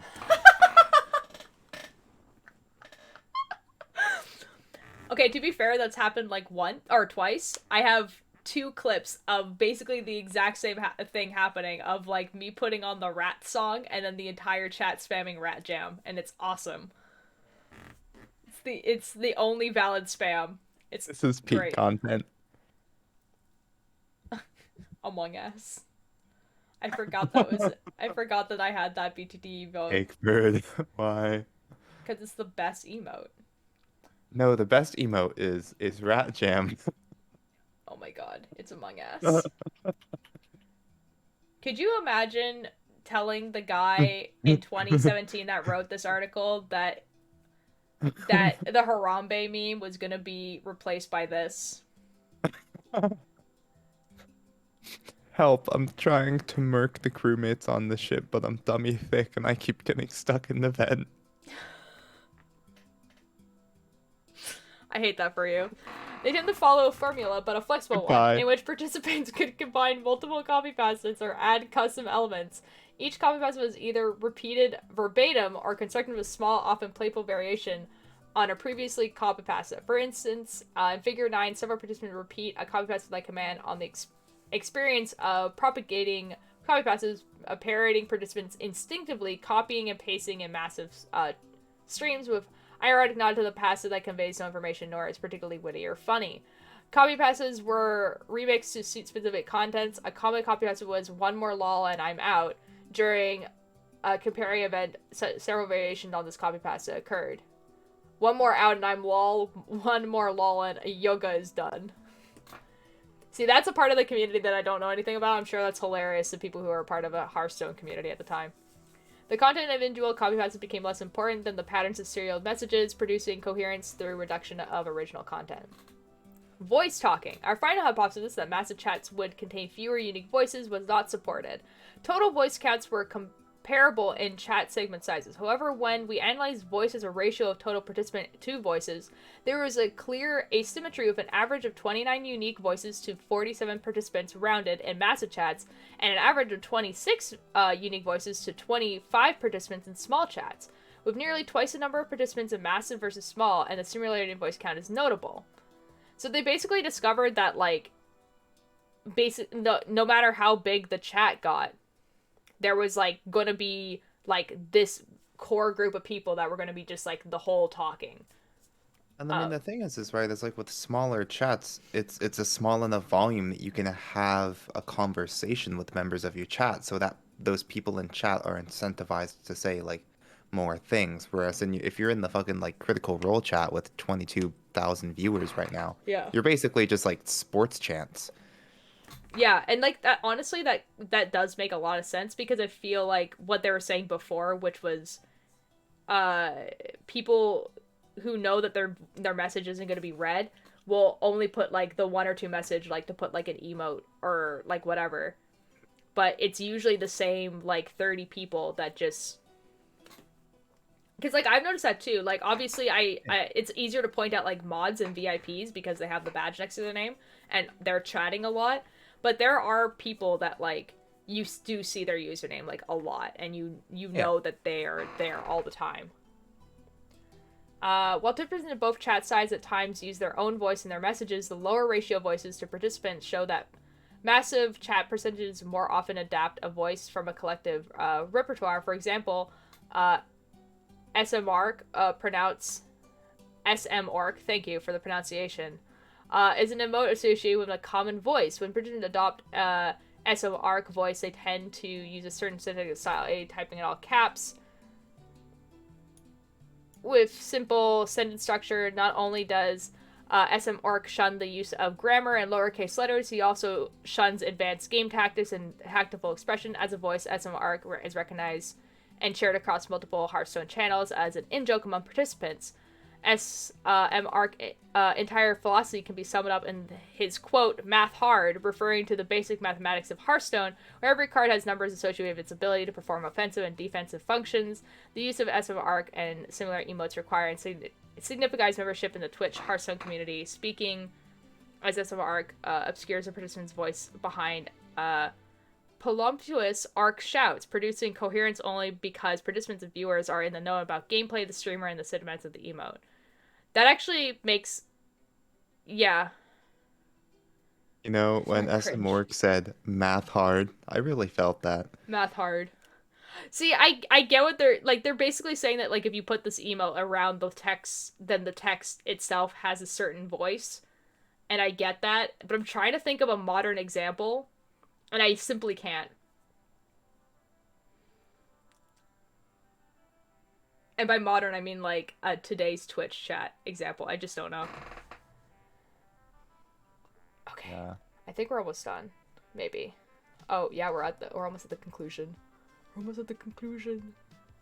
Some emotes produce voice of a more general nature. For example, lol did not impose a significant grammar or subject matter, but was always laughing in response to the misfortune of another, often the streamer. Feels Badman consists expression pity for oneself or another. These emotes quantify his voice as they adhere to a consistent viewpoint rather than consistent syntax. Actually, I can think of one. There is a peepo emote that is like a peepo with a flower crown, and then there's one that has like legs that like do the like, you know, and like how do I explain this? They're like, you know, and like children or whatever, they like lie on their stomach and then they do like the little thing with their legs. So they would put the leg emote and then the little people with a Oh flower my crown next to fucking each god! other. I think I know what you're talking about. And like obviously that like has like a very specific meaning of the person being like, "Hi, how are you doing?" Like that, right? Yup. I'm so good at Thanks, I this. hate it. You're welcome. These emotes qualify as voices that they adhere to a consistent viewpoint rather than a consistent syntax. Not all emotes qualify as voices, however. Bible Thumb, Failfish, and Resident Sleeper, for example, often simply serve as a sort of punctuation to lend a tone to a message, much like an exclamation point. And now we have tone indicators. Some voices do not include emotes, instead maintaining coherence through shared syntactic or viewpoint. One example is Build the Wall messages in Trump SC's stream referring to then Republican presidential candidate Donald Trump. The reason of the voice was unique to Trump SC streams because of the shared name with Donald Trump. That's so unfortunate for him. Trump SC's name has no actual relation to Donald Trump, referring instead to the Trump suits in card games. That's so unfortunate for you. These messages and variation, like bring that wall online, provide comical commentary that occurred when Trump SC created defensive lines with his creatures during a game. Other messages like make priest great again were a reaction to Trump SC playing a priest card deck in light of a common opinion among players that it was the worst class in the game. These voices allow to share mocking political voice and emerge style around the distinctive syntax and phrasing of Donald Trump. This example showed a clear convergence of mannerism, speech, and tone among such participants in massive chats which shared voices with adopted both Twitch specific events and mainstream culture. There is still stuff like that. I can't think of anything right now. So what does the SC suffix on someone's name mean? Because like Trump SC, and then there's this like one, I think he's a Minecraft guy called like Phoenix SC or something. It's either a coincidence or it might be a gamer group. It might also be because like Ant Frost and Ant Venom, like those two were like on like it wasn't an org, but it was something similar to an org together. So it might be something like that.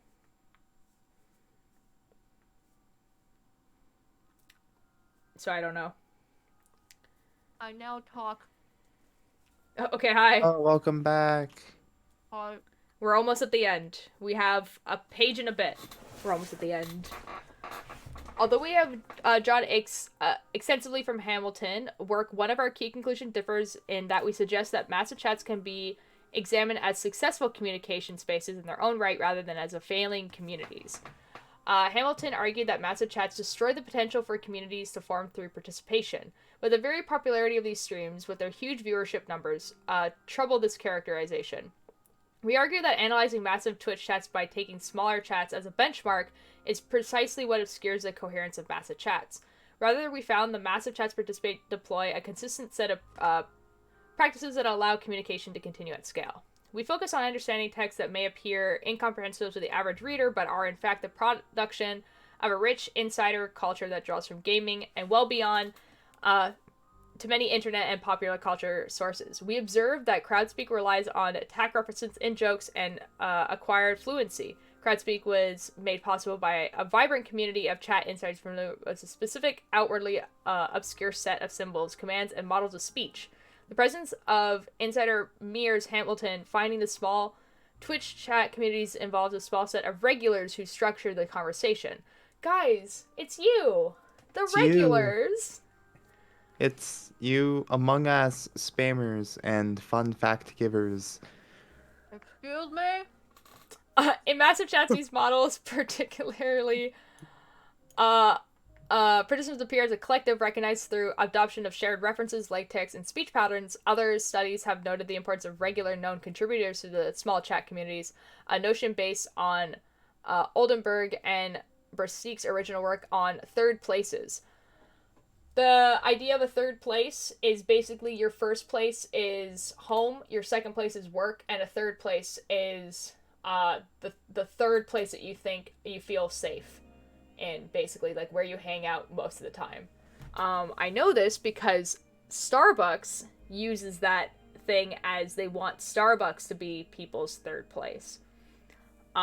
But that's basically the idea. The idea is that like home is your first safe spot to be at, work is your second safe spot to be at, and then your third one is usually something like a library, a Hold up, park, Starbucks thinks or I'm whatever. gonna feel safe in a place where there's a bunch of people who haven't gotten their coffee yet. I'm out. Fuck. Okay, actually though, for real, yeah. But basically the idea with it wasn't like, it's not like feel safe as in like that. It's mostly like you're gonna keep coming back, which most people do. Our observation suggests that in massive chats, regulars may not always be known, but their contributions are no less vital. Previous researchers have found or assumed limits to meaningful participation in chat context of a high number of participants. For example, Pan developed the Twitch Viz tool specifically to cope with a perceived information overload in massive Twitch chats. Jones described limits of IRC chats.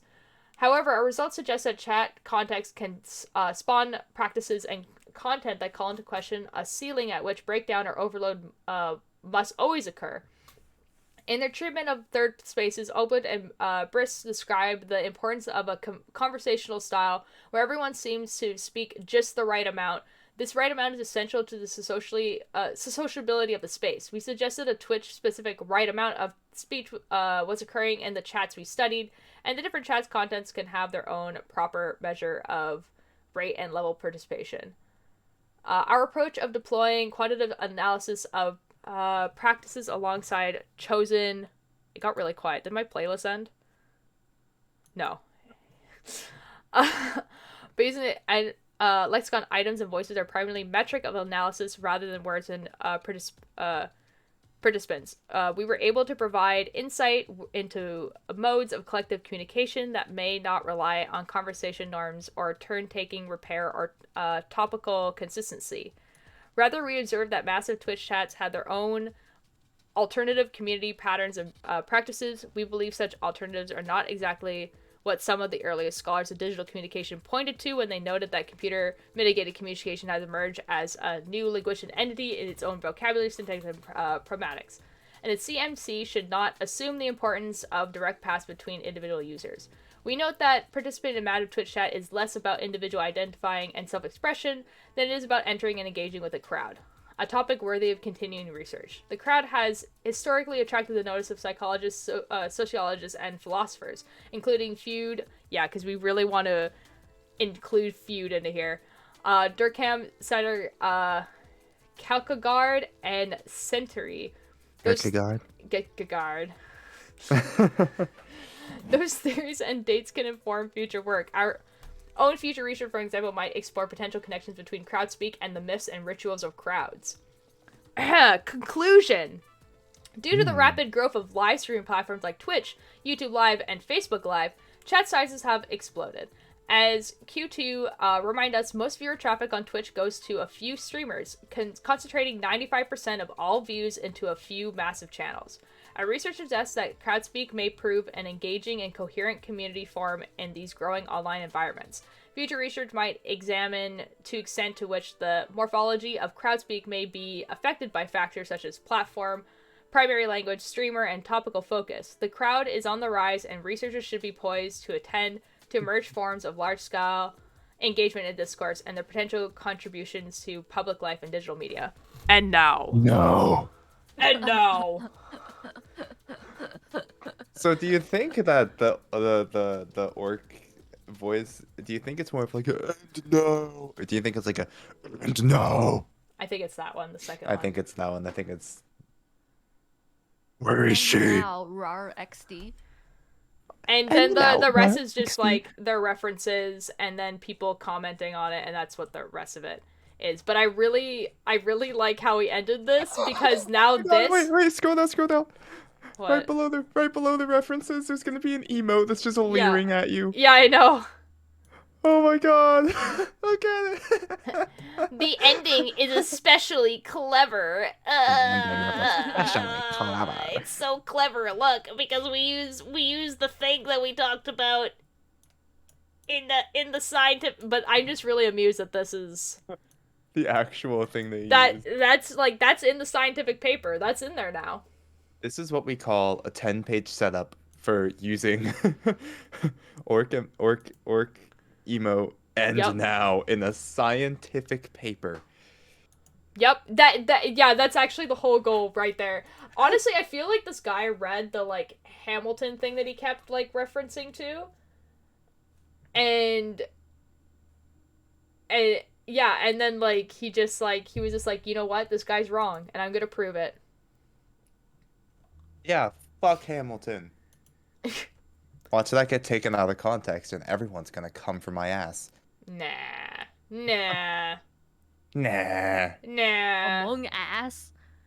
Okay, so I don't remember who I was talking about this when we were in Discord, but basically Twitch has made an actual good thing for small streamers. Who would have thought?